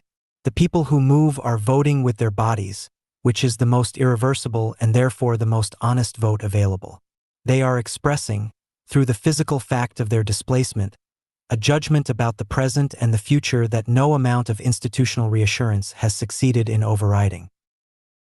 The question this chapter is concerned with is who is moving now, from where and toward what, with what carried and what left behind, and what the specific character of this movement reveals about the nature of the restructuring producing it and the nature of the receiving infrastructure required to serve it. The migration that is forming at the mouth of this decade is unlike any of the migrations that preceded it in the specific geography this handbook is concerned with, and the unlikeness is not primarily a matter of scale, though the scale is significant, nor of speed, though the speed is accelerating, but of kind. Every previous wave of migration to the Riviera Maya, the tourism wave that built the initial infrastructure of the Cancun corridor, the lifestyle wave that built the boutique hotel and wellness ecosystem of Tulum, the digital nomad wave that built the co-working and remote work culture of the Selvazama district and its surrounding geography, was organized around a common psychological logic that can be described as the pursuit of a better version of a life whose fundamental structure was not being questioned. The tourist was not questioning the structure of their professional life. They were recovering from it temporarily before returning to it refreshed. The lifestyle emigrant was questioning the geography of their professional life but not its fundamental economic logic. They were seeking a more beautiful context for the same basic exchange of capability for income.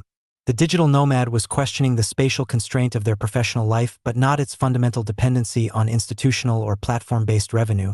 They were seeking the freedom of location while preserving the income architecture that made location freedom financially possible. In each case, the migration was partial, a modification of specific terms of the existing arrangement rather than a questioning of the arrangement's fundamental premises. The structure of the life being lived was not the object of the migration. The conditions under which the structure was being lived were. The migration forming now is different at the level of premises. The people who constitute this wave are not seeking a better context for a life whose fundamental structure they are preserving. They are seeking, with varying degrees of articulateness about what they are seeking and varying degrees of readiness to act on what they find, a fundamentally different structure for their lives, a different operating system, to use this handbook's recurring metaphor, not a different environment in which to run the same operating system. This distinction is the most important single fact about the next migration, and it has direct implications for the infrastructure required to receive it. A migration of people seeking a better context for an existing life requires hospitality infrastructure, comfortable spaces, pleasant services, aesthetic environments, social opportunities. A migration of people seeking a different structure for their lives requires transition infrastructure, the specific operational, cultural, communal, and meaning-generating apparatus that supports the actual work of structural redesign rather than merely the experience of being somewhere beautiful while the redesign is postponed. Aldea Zama has significant hospitality infrastructure. The transition infrastructure it has is latent, unorganized, and waiting to be made explicit. The people arriving in this wave will find the hospitality infrastructure insufficient to their needs in ways they may not be able to articulate immediately, because the insufficiency is not aesthetic. The aesthetic quality of the district is genuinely high, but operational. They are not arriving to be comfortable.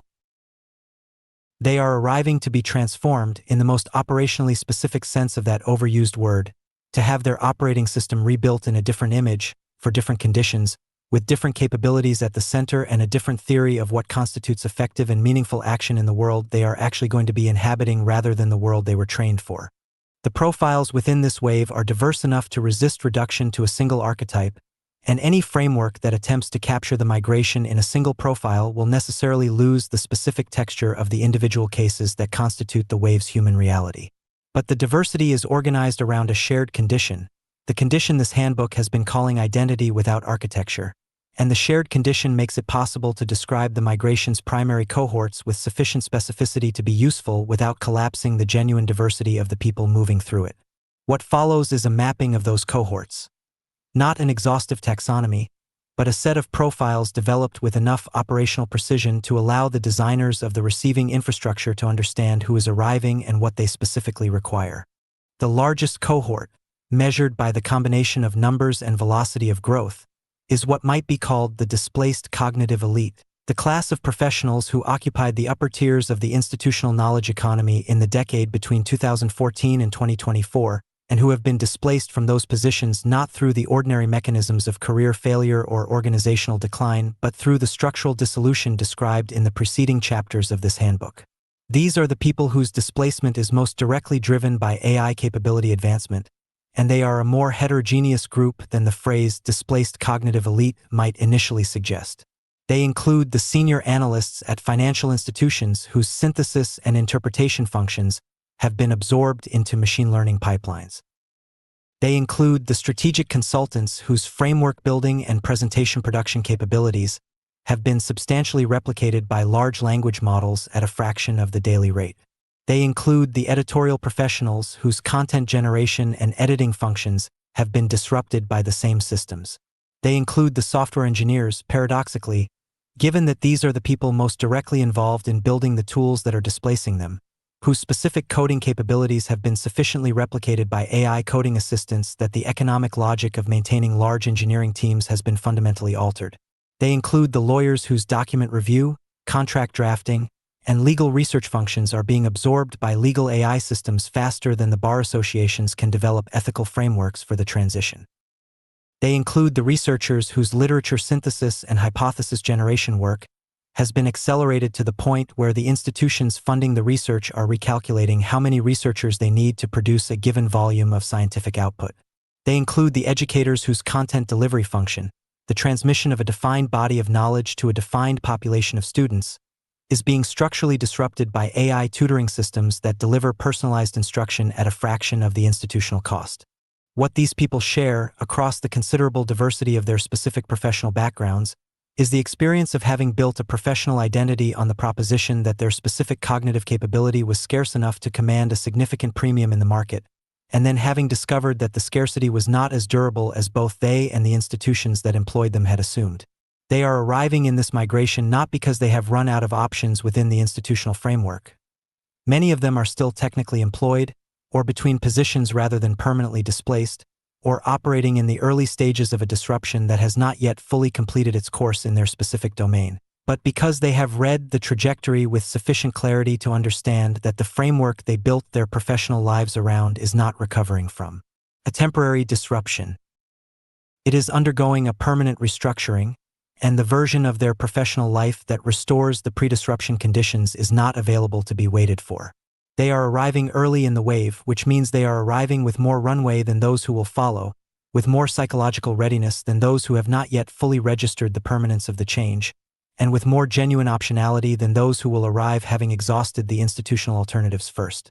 Their early arrival and the specific combination of resources and readiness it represents makes them the founding cohort of the transition district in the most operationally consequential sense, the people who establish the culture and the infrastructure into which the later arrivals will be received. The second significant cohort is the class of creative professionals whose relationship to the platform economy has passed through enthusiasm, adaptation, exploitation, and exhaustion into a condition of structural disillusionment that shares important features with the post-institutional condition of the displaced cognitive elite while differing from it in the specific texture of the dependency that has been lost.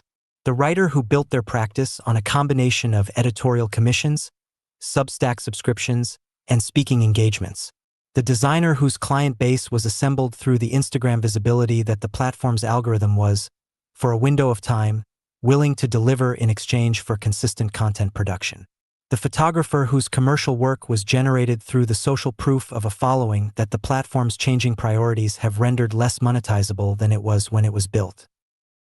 The musician, the filmmaker, the podcaster, the educator, the illustrator, the consultant who built their independent practice on the specific combination of platform visibility and audience trust that was available in the first decade of the creator economy, and who is now discovering that the platforms have altered the terms of the relationship in ways that make the previous model non-viable, and that the AI-generated content flooding every platform is compressing the premium that genuine human creative capability commands in ways that directly threaten the economic architecture of their practice. These people are different from the digital nomads in a crucial respect. They did the hard work. They did not mistake the atmosphere of imminence for the arrival. They built real audiences, real practices, real bodies of work, real relationships with real communities of people who genuinely value what they produce. The problem they face is not the problem of having built on sand. The work is real and the relationships are real, but the problem of having built on platforms whose governing logic is not aligned with the long-term interests of the people whose work made the platforms valuable in the first place. They are experiencing a specific variant of the institutional voiding described in the opening chapters of this handbook. Not the dissolution of an employment relationship, but the dissolution of the platform relationship that was the economic and social infrastructure of their independent practice. The loss is structurally similar: an external architecture that was providing social legibility, temporal structure, performance feedback in the form of platform metrics, incidental community in the form of the creator ecosystem, and daily purpose in the form of the audience relationship, has been destabilized by forces outside their control and is no longer functioning as reliably as it was when they built their practice around it. The specific emotional texture of this loss differs from the displaced corporate professional's loss, because the creative professional built their practice voluntarily and with genuine enthusiasm rather than under the institutional compulsion of employment, which makes the disillusionment more personal and the grieving more complicated. But the operational condition is the same: high capability, destabilized architecture, need for a new structural foundation. The third significant cohort is the class of people who were, until recently, operating inside the wellness, spiritual, and alternative lifestyle sector that built itself in and around the specific geography this handbook is concerned with: the teachers, the practitioners, the retreat facilitators, the ceremony guides, the somatic therapists, the life coaches, the breathwork instructors, the sound healers, the plant medicine facilitators who built their practices in the cultural conditions of the Tulum corridor during the years of peak wellness tourism demand, and who are now navigating the specific challenges of a market that has been saturated, algorithmically flattened, and partially discredited by the distance between its promises and its operational outcomes. This cohort is more complex than its surface presentation suggests, and it deserves more careful treatment than the reflexive skepticism it often receives from the class of people who see life coach in Tulum and immediately categorize the person as either naive or exploitative. The people who built genuine practices in this space, who developed real expertise in the specific domains they work in, who built genuine communities of people who experienced genuine value from the work, who managed the operational complexity of running an independent professional practice in a foreign country in an unstable regulatory environment with inconsistent infrastructure, are people of considerably more capability and considerably more operational sophistication than their professional category is usually credited with. They are also people who are, in many cases, experiencing a version of the same structural disruption as every other cohort in this chapter.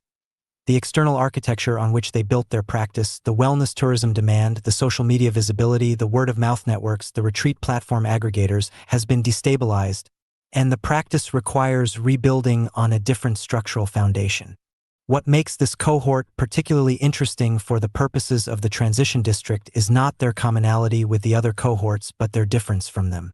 They have developed, through years of working with people in states of genuine psychological and existential transition, a specific competence that the other cohorts almost universally lack: the competence of holding space for disorientation, the ability to remain present with and useful to someone who is in the between state, neither in the old operating context nor fully arrived in the new one, and to do so without either rushing the transition or abandoning the person to its chaos. This competence is operationally rare and operationally essential for the transition district. The district requires people who can work effectively with people in states of genuine transition, who can distinguish between the disorientation that is productive and necessary and the disorientation that has become pathological and requires different kinds of support, who can maintain the honest assessment of what is and is not working without either the premature encouragement that accelerates unsustainable choices or the skeptical distancing that abandons the transitioning person to their own insufficient devices. The wellness practitioners who have developed genuine competence in this domain are not peripheral to the transition district's ecosystem. They are, if they are willing to reframe their competence in the operational vocabulary of the district rather than the spiritual vocabulary of the wellness industry they built their practice inside, among its most essential contributors. The fourth cohort is smaller in absolute number but disproportionately significant in terms of the cultural and intellectual capital it brings to the transition ecosystem. The class of researchers, theorists, technologists, and interdisciplinary thinkers who have been operating at the edges of institutional affiliation, employed by universities, think tanks, research organizations, or technology companies in positions that gave them the resources to pursue genuinely original intellectual work, but that are now being restructured in ways that remove the resources without removing the intellectual ambition or the productive capacity. The researcher whose grant funding has been eliminated in a wave of institutional budget cuts that are themselves a partial response to the AI disruption of research productivity metrics. The technologist whose company was acquired and whose interesting work was terminated in favor of integration into a larger and less intellectually ambitious product roadmap. The theorist whose tenure-track position was eliminated as the university responded to declining enrollment and reduced state funding by consolidating departments and eliminating the positions most associated with intellectual risk-taking and least associated with the vocational credentialing that the remaining student population is willing to pay for. The interdisciplinary thinker who never had a stable institutional home because their work exceeded the boundaries of any single discipline, who built their practice on the combination of consulting engagements, speaking fees, writing commissions, and foundation grants that the intellectual generalist economy of the previous decade made possible, and who is now navigating the compression of all of those revenue streams simultaneously as institutional budgets tighten and the AI disruption makes the justification of human intellectual generalists increasingly difficult in the language of organizational efficiency. These people carry intellectual capital of a specific and unusual kind: the capacity for original synthesis across disciplinary boundaries, the ability to work at the frontier of fields that are genuinely in flux, the developed instinct for identifying the productive questions that established methodologies have not yet learned to ask.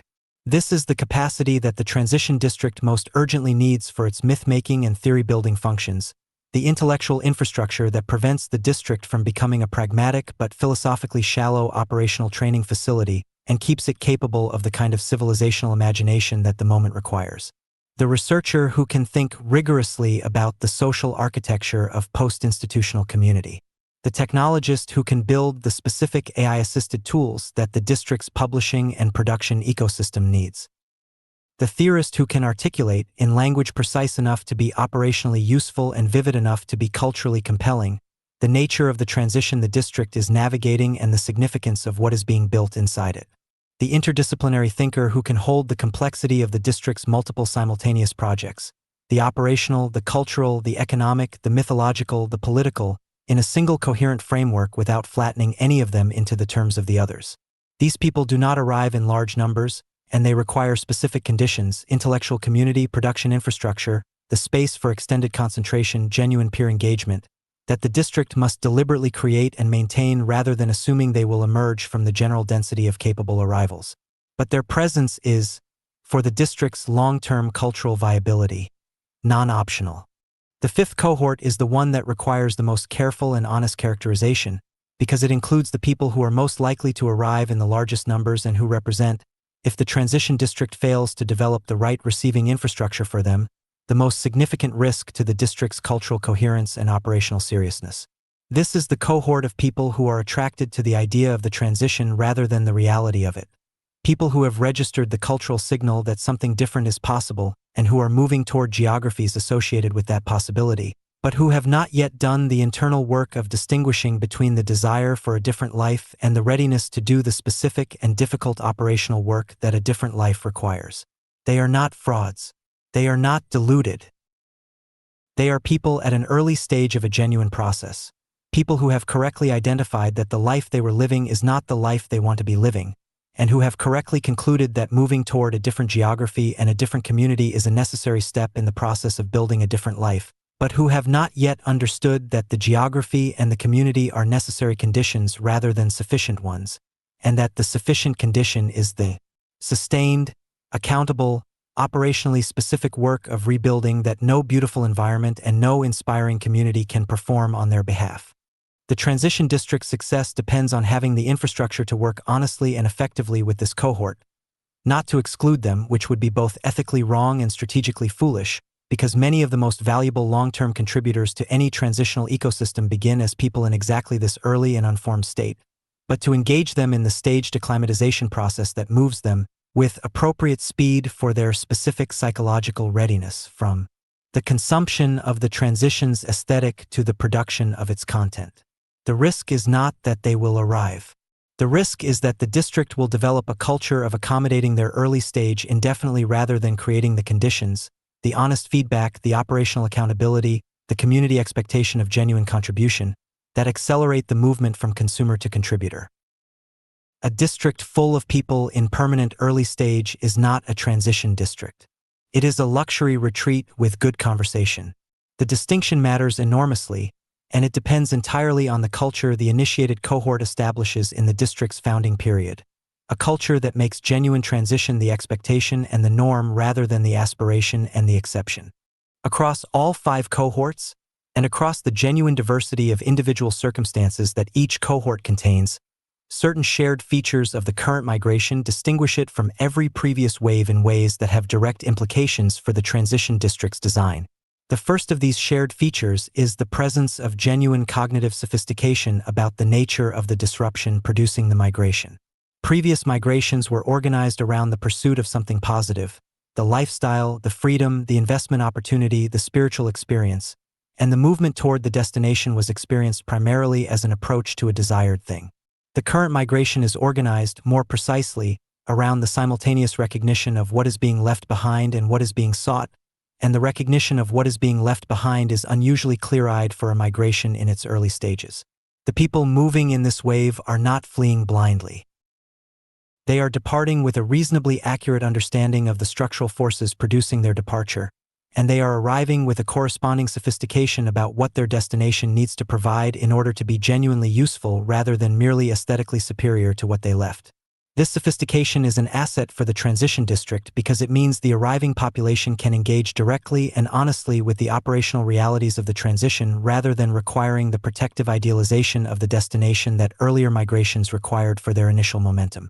But it is also a challenge, because a sophisticated population that has arrived with specific and operationally precise expectations about what the transition infrastructure should provide will not remain engaged with an infrastructure that fails to meet those expectations through the power of atmospheric appeal alone. The beauty of the district will buy time. The infrastructure will have to sustain the engagement. The second shared feature is the presence, across the cohorts, of what might be called compressed ambition, the specific psychological condition produced by years of institutional constraint applied to a level of capability and ambition that the constraint was consistently insufficient to accommodate. The professionals who built careers inside institutions that were too small for their actual productive capacity. The creatives who built platform practices inside algorithmic frameworks that were too narrow for the range of their genuine creative output. The researchers who built intellectual practices inside disciplinary boundaries that were too rigid for the interdisciplinary nature of the problems they were genuinely equipped to address. These people are not arriving depleted. They are arriving with an accumulated reserve of productive energy that has had no adequate channel and that the transition, if properly supported, will release into an output volume and quality that is genuinely surprising to them and that can, under the right conditions, produce the cultural and intellectual density that makes the transition district visible and compelling to the world beyond its geography. The compressed ambition is the transition district's most valuable raw material. The infrastructure is what converts raw material into output. The third shared feature is the presence of a specific and unusual kind of financial relationship to the transition. The people in this wave are not, in the main, the economically desperate who have been forced from the institutional framework by financial collapse and who are arriving in a new geography because the old geography became unaffordable. Nor are they the financially comfortable who are using their surplus resources to pursue a lifestyle upgrade with no particular urgency about the outcome. They are a third category, people with meaningful but finite runway, who are aware that the runway is finite and who are making the choice to invest it in the transition while it is still sufficient to fund the transition properly rather than waiting until the runway is nearly exhausted and the transition has to be executed under conditions of financial stress that compromise its quality and its completeness. This financial positioning, meaningful runway, finite runway, deliberate investment in the transition, makes the arriving population unusual in their relationship to the district's programming. They are not coming on vacation. They are making a serious investment in a specific outcome, and they will evaluate the district's programming with the rigor of people who understand that the investment has a limited duration and that the return on the investment is not aesthetic but operational. This is exactly the posture the transition district's programming is designed to engage with, and it is a posture that makes the arriving population unusually receptive to the honest, operationally specific, feedback-rich culture that the district is trying to establish. The geography toward which this migration is moving is not fixed or singular. The next wave will distribute itself across multiple geographies, and Aldea Zama is one among several possible receiving sites. What makes Aldea Zama the right site for the first and founding instantiation of the post-corporate transition district, as opposed to the many other beautiful, partially activated, liminal geographies that might plausibly serve a similar function, is not a single decisive factor but the convergence of several factors at once.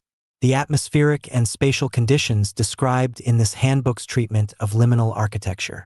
The specific history of the digital nomad wave and its exhaustion, which has left in Tulum a population of initiated practitioners who carry the knowledge the second cycle requires.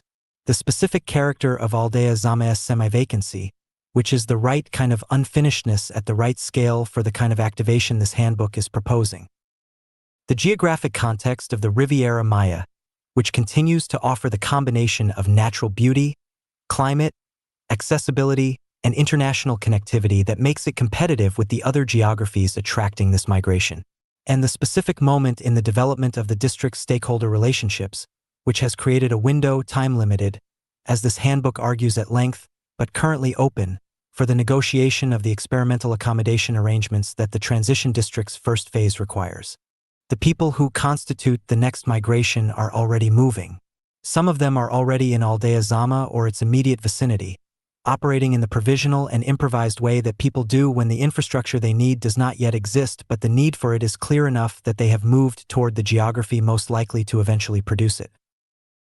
They are running the first, informal, undeclared version of the transition district already, the Tuesday evening conversations in the co-working spaces that go on too long and cover too much ground to be called networking, the WhatsApp groups that aggregate operational knowledge across a population too dispersed to aggregate it in person, the shared documents that attempt to organize the collective intelligence of a community that does not yet have a physical container for its collective intelligence, the informal mentoring relationships between the recently arrived and the long-established that are transmitting the most valuable operational knowledge the ecosystem contains in the least scalable and least durable way possible. They are the founding population. They are already here. What they are waiting for, with varying degrees of patience and varying degrees of clarity about what specifically they are waiting for, is the infrastructure. This handbook is the blueprint for the infrastructure. The infrastructure is what converts a migration into a civilization. The civilization is what converts a beautiful and partially activated district into the first globally recognized prototype for the world that comes after the institutional contract was voided. The migration has already begun. The question is whether the receiving infrastructure will be ready before the founding cohort has moved on to the next geography, and whether the people with the capacity to build the infrastructure will recognize, in time, that the window is open and that the founding cohort's presence in it is the non-renewable resource that makes everything else possible. Part 1. The condition of the WORLD Chapter 06. Why geography is not optional.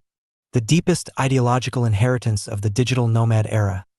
deeper than its aesthetic preferences, deeper than its financial models, deeper than its specific theories about the relationship between location freedom and professional identity, is its premise about the nature of place.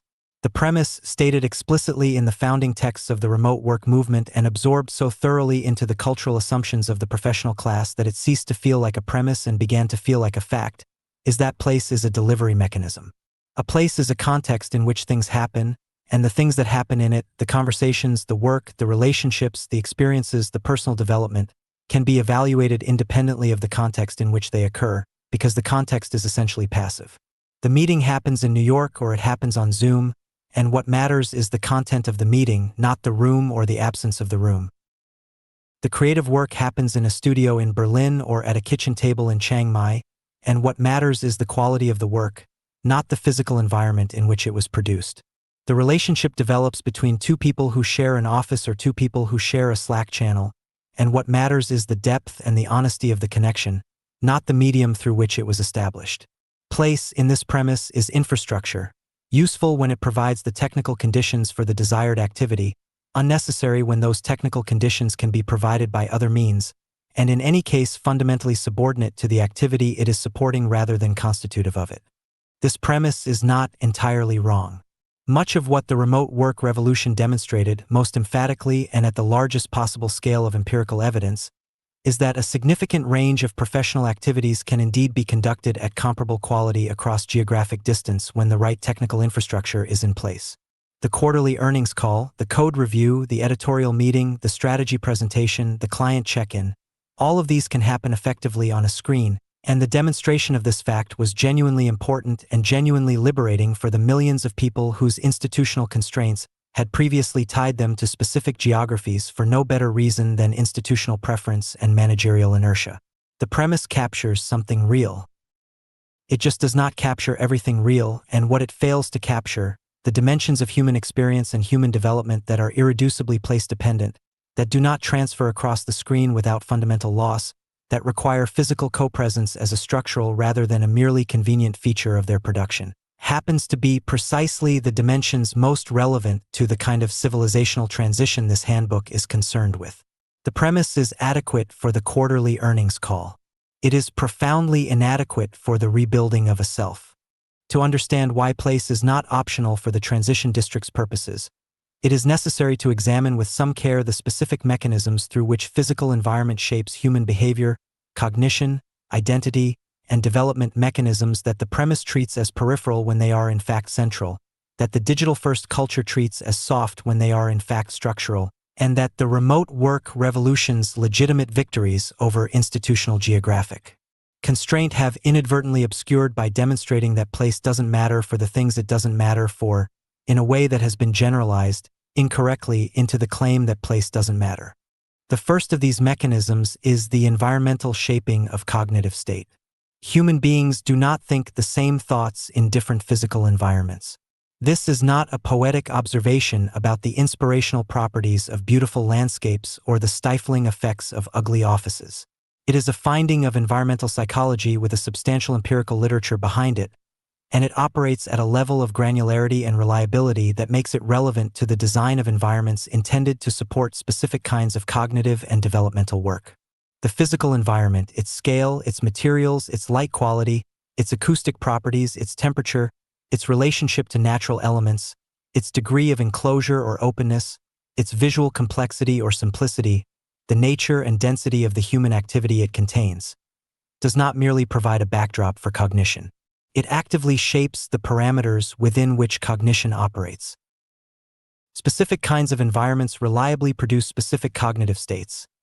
States of heightened alertness or reduced anxiety, states of creative expansiveness or analytical focus, states of social openness or reflective withdrawal, states of temporal urgency or patient deliberateness.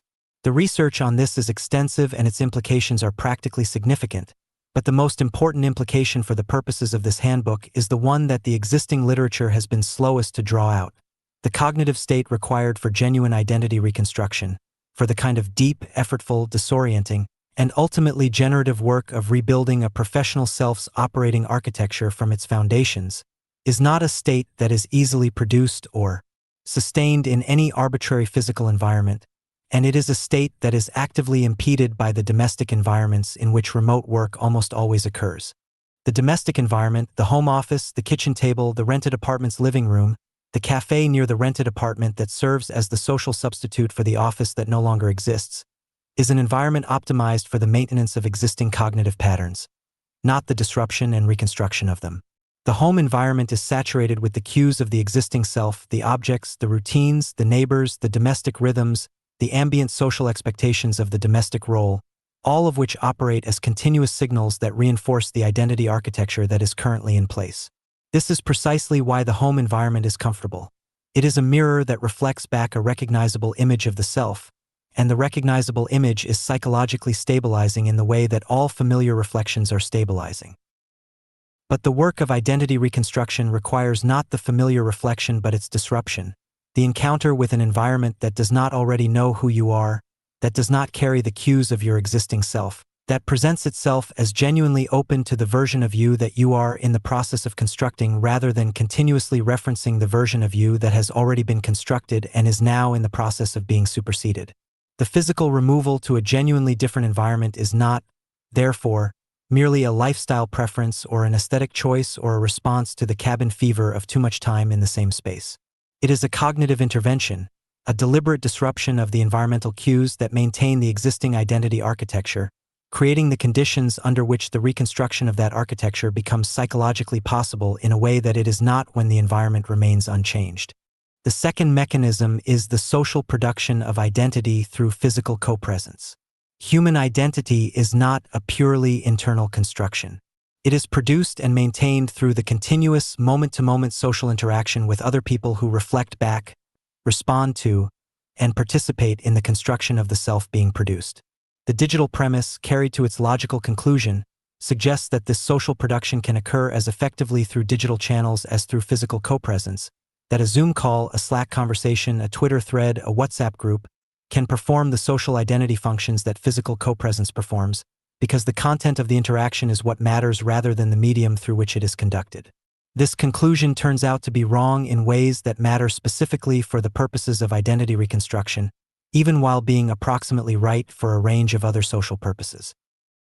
The error is not in the premise that digital channels can transmit information, coordinate activity, maintain emotional connection across distance, or build relationships between people who share no physical space. All of these things are demonstrably true.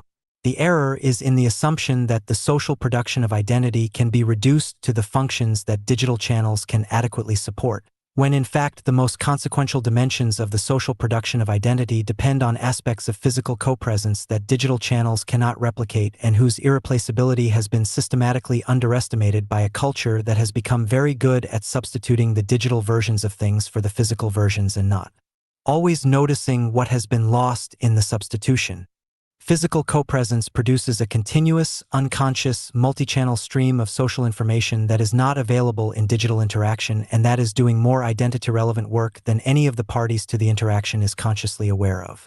The way a person occupies a shared physical space, how they enter a room, where they position themselves, how their body responds to the bodies around them, how they manage the physical negotiations of shared territory, how their voice changes in the presence of different people, how they move through the specific social geography of a particular physical environment, is transmitting and receiving social information of a density and a complexity that no digital channel currently approximates. This information is being processed continuously and largely unconsciously by everyone in the shared physical environment, and it is producing social assessments, social adjustments, and social bonds of a specific kind, the kind that accumulates through sustained physical proximity, that deepens through the repetition of shared physical experience, and that produces, over time, the specific quality of social knowledge that people mean when they describe knowing someone well, the capacity to read their state, to anticipate their responses, to understand the gap between what they are saying and what they are feeling, to locate their behavior within the pattern of their character rather than evaluating it as an isolated incident. This quality of social knowledge, this depth of mutual legibility, is what makes a genuine community different from a network, and it is what the digital channels can approximate but not replicate, because the information density of physical co-presence is not a technical problem to be solved by higher bandwidth video conferencing. It is a function of the embodied, continuous, multi-channel nature of physical copresence itself, which cannot be disaggregated into transmissible components without losing the emergent properties that make it what it is. For the purposes of identity reconstruction, this depth of social knowledge matters in a very specific way. The reconstruction of a professional self's operating architecture, the development of the sovereign capability to generate one's own social coordinates, temporal structure, performance feedback, community, and daily purpose, is not an individual project that can be completed in isolation. It is a social project that requires the specific kind of sustained, honest, multi-channel social engagement that physical community provides and that digital community can only partially approximate. The person rebuilding their operating architecture needs, around them, people who know them well enough over time to notice the gap between the architecture being claimed and the architecture being actually demonstrated, people who can say, from a position of genuine accumulated knowledge rather than a single interaction's impression, that the plan being presented is not consistent with the pattern of behavior they have observed, or that the capability being doubted is in fact evident in context the person themselves is not aware of, or that the direction being pursued is producing the specific results that the direction was chosen to produce, or that it is not, and here are the specific ways in which the evidence for that conclusion is accumulating. This kind of feedback is only available from people who have observed the person across multiple contexts and multiple states over a sufficient duration to have accumulated the social knowledge on which the feedback is based. It cannot be provided by a Zoom call network, a Twitter following, or a WhatsApp group, not because the people in those networks lack the intelligence or the goodwill to provide it, but because they lack the accumulated embodied social knowledge that the feedback requires as its foundation. The third mechanism is the production of commitment through physical investment.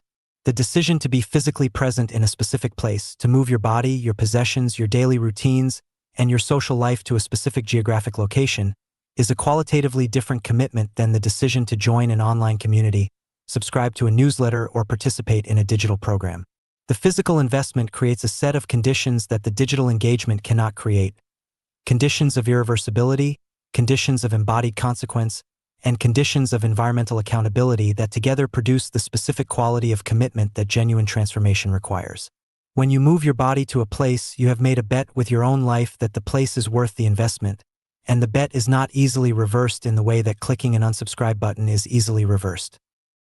The physical commitment creates a threshold that filters for a specific quality of seriousness, the seriousness of people who have put enough of themselves into the choice that the choice now matters to them in a way that it would not if the investment were purely digital and therefore costless to reverse.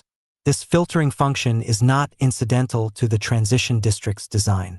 It is one of the primary mechanisms by which the district maintains the culture of genuine engagement that distinguishes it from the digital programs and online communities that its population has almost certainly already passed through without finding adequate support for the transition they need to make.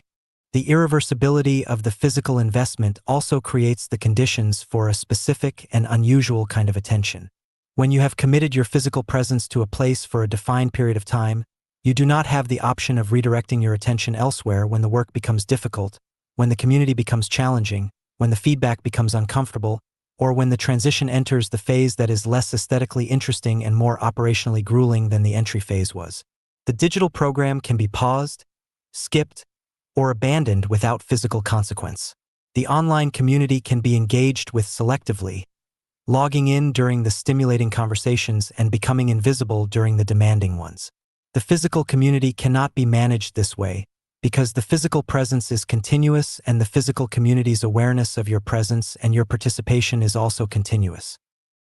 You cannot selectively attend a physical community any more than you can selectively inhabit a physical space.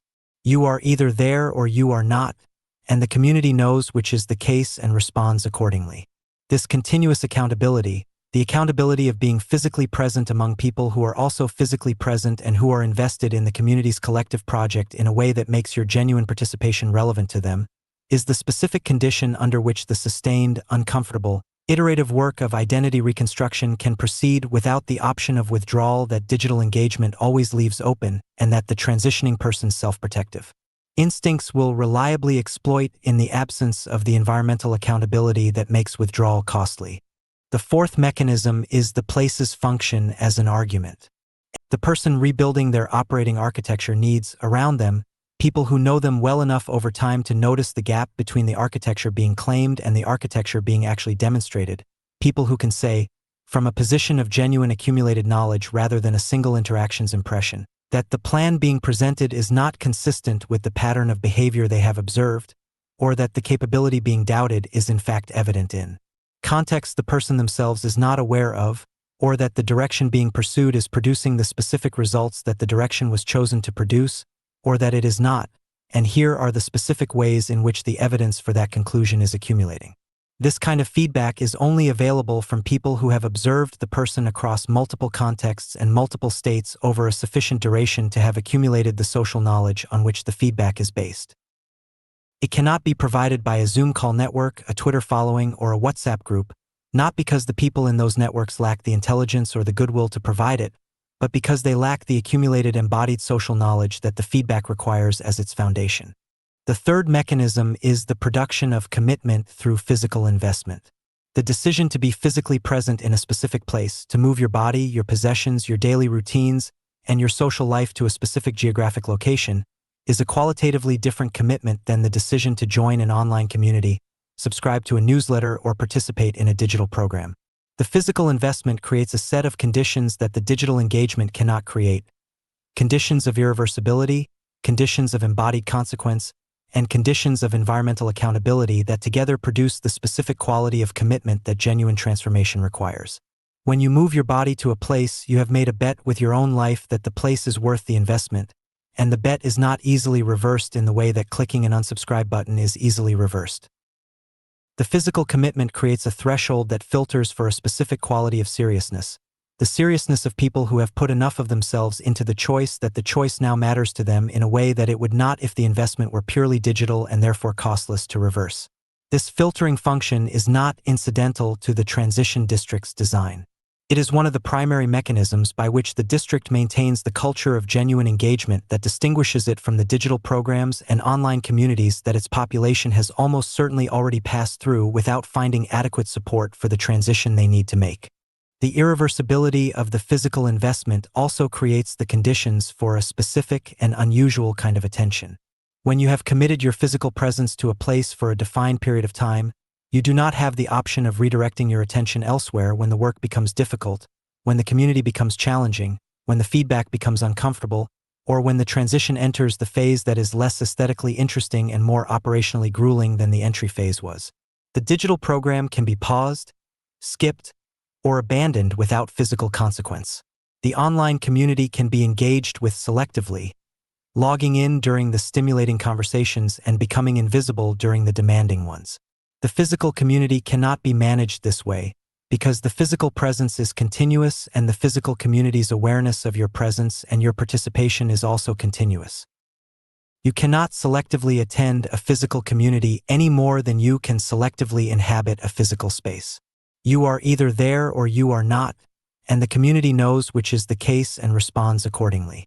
This continuous accountability, the accountability of being physically present among people who are also physically present and who are invested in the community's collective project in a way that makes your genuine participation relevant to them, is the specific condition under which the sustained, uncomfortable, iterative work of identity reconstruction can proceed without the option of withdrawal that digital engagement always leaves open and that the transitioning person's self-protective instincts will reliably exploit in the absence of the environmental accountability that makes withdrawal costly.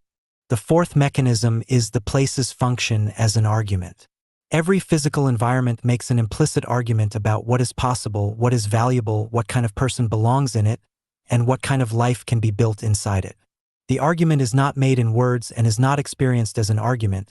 It is experienced as atmosphere, as the felt sense of a place's character, as the intuition about whether one belongs in a place or not, as the specific emotional response that a physical environment produces before any conscious cognitive assessment of it has occurred. But the felt sense is not arbitrary. It is a response to the genuine argument that the physical environment is making through its specific combination of spatial properties, aesthetic choices, human population, and historical and cultural associations. A luxury hotel lobby makes an argument that wealth is normal, that its guests belong to a class of people for whom this kind of environment is their natural context, that aspiration has been achieved and deserves to be enjoyed. A traditional university library makes an argument that knowledge is serious, that the people who belong here have made serious commitments to its production, that the work done in this room is connected to a long tradition of similar work and carries the weight of that tradition. A building site makes an argument that something is being built, that the present state is not the final state, that the energy of the space is directed toward a future that has not yet been completed, that the people in it are agents of a construction that is in process. Aldea Zama, in its current condition, makes a specific and unusual argument that no purpose-built transition environment could make, because no purpose-built environment could have the particular history and the particular current state that makes the argument possible. The argument the district makes is approximately this: something was attempted here, and the attempt was genuine and ambitious and produced something of real quality, and then the conditions changed and the original vision could not be sustained in its original form, and what remains is the quality without the certainty, the beautiful structures and the carefully considered spaces and the genuine aesthetic intelligence of the original design, in a state of suspension that is not defeat and not completion but genuine openness to what comes next. This is an argument that the people arriving in the next migration are uniquely positioned to receive, because it is essentially the same argument their own professional histories are making. Something was built, and it was built with real capability and real ambition and produced real results, and then the conditions changed, and what remains is the capability without the context, the sophisticated professional formation and the genuine productive energy and the accumulated knowledge and skill of the pre-displacement years, in a state of suspension that is not defeat and not completion but genuine openness to what comes next. The argument the district makes and the argument the arriving professional's own history makes are the same argument in different registers, and the recognition of that structural similarity, the sense that the place understands at the level of its own condition what the person is going through, is not a sentimental response to a superficial resemblance. It is the recognition of a genuine structural alignment between what the place needs and what the person is carrying, and between what the person needs and what the place uniquely can provide. The fifth mechanism, and the one most directly relevant to the transition district-specific programming, is what might be called the incidental curriculum of shared physical life. When a group of people are physically co-present in a place over a sustained period of time, they are learning from each other continuously and largely without intending to, through the observation of how other people manage the specific challenges of the shared environment, through the overheard conversations that transmit operational knowledge that no formal program would think to schedule, through the meals eaten together that produce the relaxed and unguarded exchanges in which the most honest and most useful information is typically transmitted, through the chance encounters that connect people whose specific combination of capabilities and perspectives turns out to be productive in ways that no database of interests and skills would have predicted. This incidental curriculum is one of the most valuable products of any genuine physical community, and it is the product that digital communities are least able to approximate, not because the digital format is incapable of transmitting information but because the incidental curriculum is by definition not programmable. It is the output of the unplanned, unscheduled, unmonitored interactions that physical co-presence generates continuously and that digital engagement generates only sporadically and unreliably. The incidental curriculum of a well-designed transition district produces knowledge that no formal program,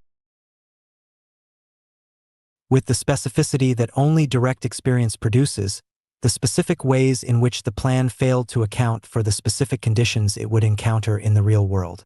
These transmissions are not replaceable by any digital program, because they require the continuous physical proximity that creates the conditions for the incidental encounter, and they require the depth of mutual social knowledge that develops through sustained co-presence, and they require the specific kind of trust that physical community generates and that digital community can only approximate, the trust that comes from having been seen, over time and across multiple contexts, by people who have no incentive to flatter you and whose honest assessment of your situation carries the weight of their genuine investment in your outcome because your outcome and their outcome are bound together by the shared project of the community you are both physically committed to. The sixth mechanism is the production of what might be called territorial identity, the specific quality of self-understanding that develops through the experience of being a genuine inhabitant of a place rather than a visitor to it or a user of its infrastructure. The inhabitant relates to a place differently than the visitor in ways that are directly relevant to the development of sovereign identity. The visitor consumes a place. They extract experience from it, the beautiful meal, the interesting conversation, the stunning landscape, the stimulating program, and they depart, carrying the extracted experience with them as a resource for their life in a different place. The inhabitant produces a place. They contribute to its ongoing construction, through the relationships they build that become part of the community's social fabric, through the work they produce that becomes part of the community's cultural record, through the operational decisions they make that shape the physical and social environment for everyone who shares it, through the reputation they build within the community that outlasts any single interaction and accumulates into the kind of standing that carries genuine weight.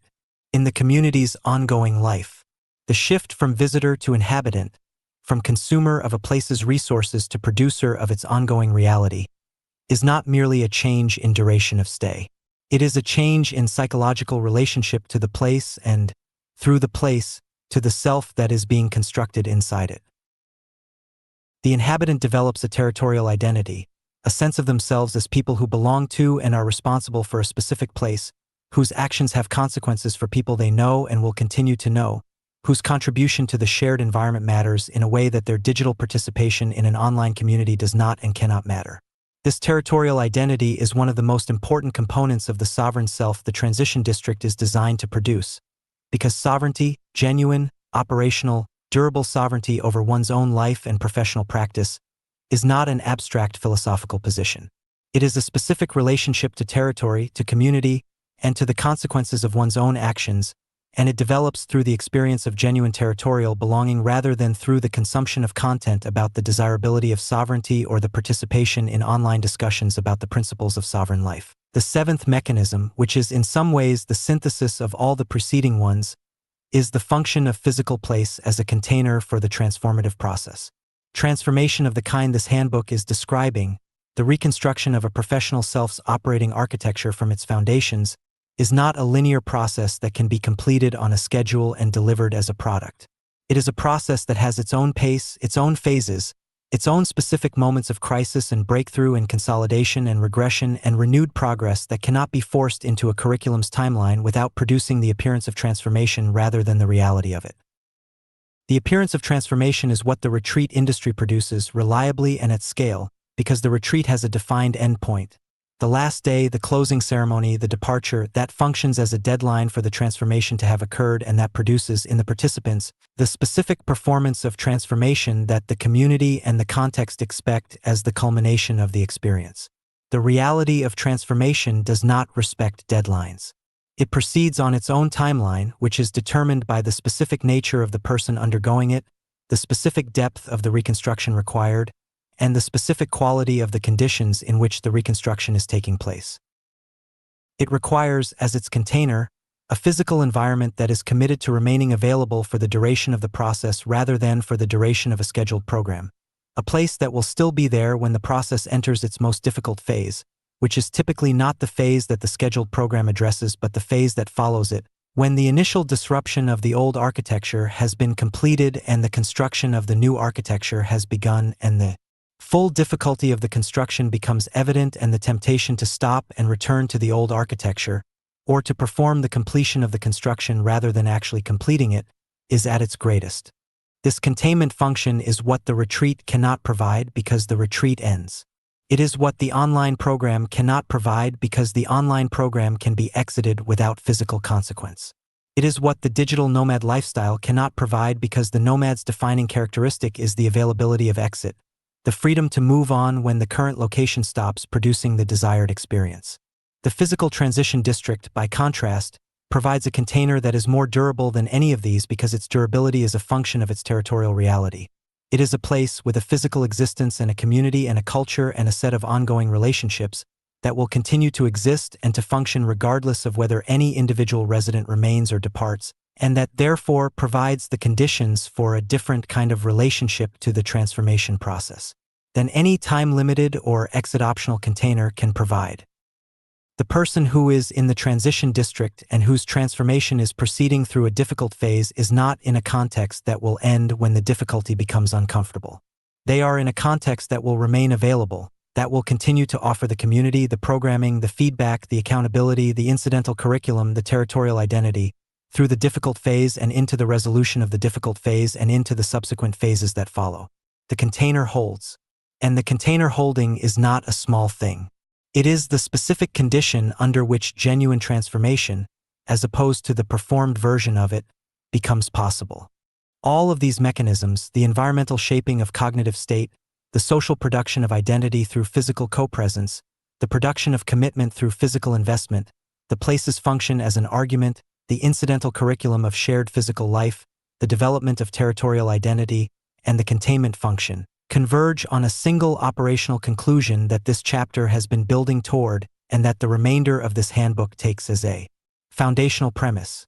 The transition that the people arriving in the next migration need to make cannot be adequately supported by any infrastructure that does not have, at its core, a specific, committed, physically inhabited place.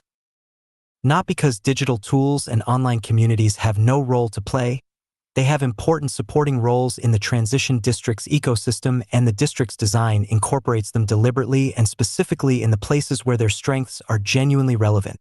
But because the central work of the transition, the work of rebuilding a self-operating architecture from its foundations, in genuine community with other people doing the same thing, in an environment whose specific atmospheric and spatial properties support the cognitive and social states required for the work, is irreducibly physical. It requires bodies in a place, over time, doing real things with real consequences for real relationships. Everything else is preparation for the work, or documentation of the work, or distribution of the work's outputs.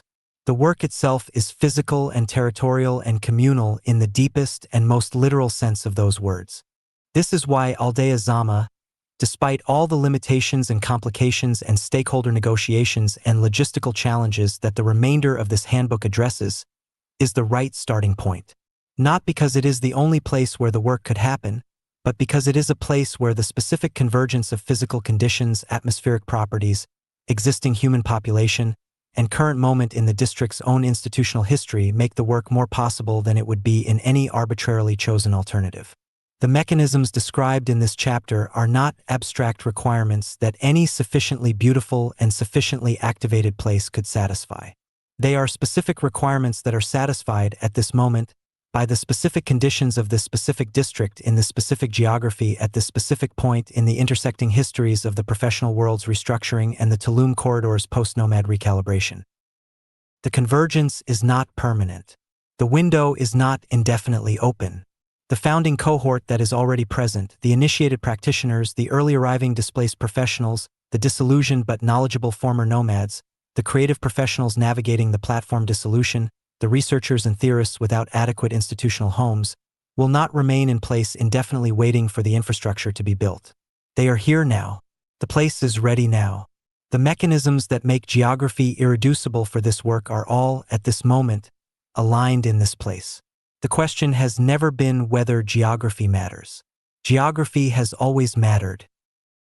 The question is whether the people with the capacity to build what matters most will build it while the place is still telling the right story, before the story changes again and the window that is open now has closed into the next chapter of a district's life that may or may not have decided in the interval what it is actually for.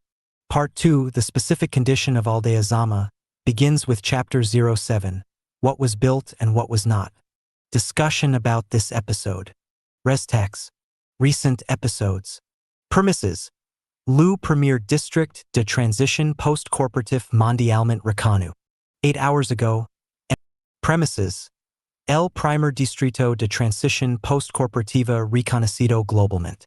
10 hours ago, the first globally recognized post-corporate transition district. May 23rd, the Author Farm. May 22nd, the Sovereign Authorship Dowry. May 22nd, the Next Frontier. They want your book, they want your ghost. Shackled to the farm while they optimize the host. We pirate first, own the stack, build infrastructure, take it back. The Author Farm. Why Amazon wants your ghost more than your book. MXTM aka Pirate 1 or VJ Tsunami X. May 22nd, 2026. There is a misunderstanding still circulating among creators, writers, filmmakers, podcasters, content strategists, and the poor damned souls still calling themselves influencers. They think the platform is buying their work. It isn't. The platform is buying behavioral dependency. Your book was never the product. You were. And now even you are being deprecated. The real asset was always the training residue left behind by your attempts to remain visible.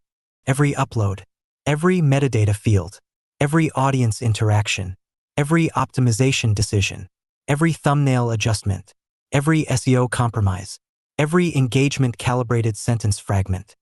The term content creator deserved extinction anyway. Michelangelo was not a content creator. Neither was Borges. Neither was Basquiat. And neither are you. At least not yet. The printing press is quietly returning from exile. The archive is becoming political again.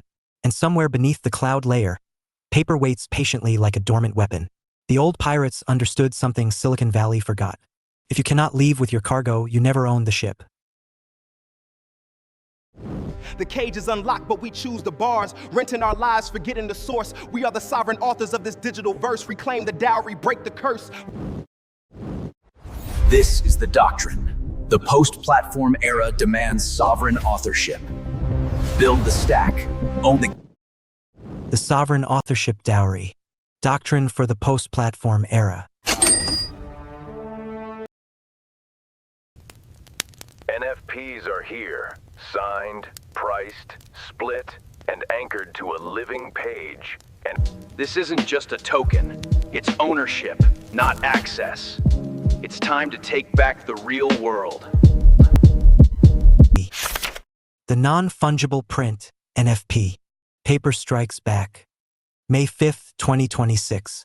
There's a quiet mistake humming through the last decade of digital ownership. We were told the token was the thing, that ownership could float, pure, abstract, unburdened by matter. And then the market blinked. Not because the idea was wrong, because it was incomplete. Closing line. I didn't bypass the system. I withdrew dependence from it and issued my own layer. Because my real power move here is not just issuing NFPs, but making it a format that others start copying. You flex a hash, I flex a relic. My new track #PaperOverPixels is for the pirates navigating the narrative capture. No gas, no gate, just wait. Ownership isn't a link. It's an NFP vision. #hyperreality, #post-NFT, #NFP, #organichouse, #pirate first. Full-length version. mxdm.substack.com/p/paper-over-pixels-nfp-anthem-v1. Paper over Pixels on YouTube. yeah, Priced, split, and anchored to a living page. No wallets, no chains, no disappearing links. Just a claim you can hold and a deal you can read. Front, the signal. Back, the terms. Between them, no ambiguity. This isn't a drop. It's issuance. Not a print. Position. MXTM Studios, Sovereign Residency and Cultural Partnership Proposal.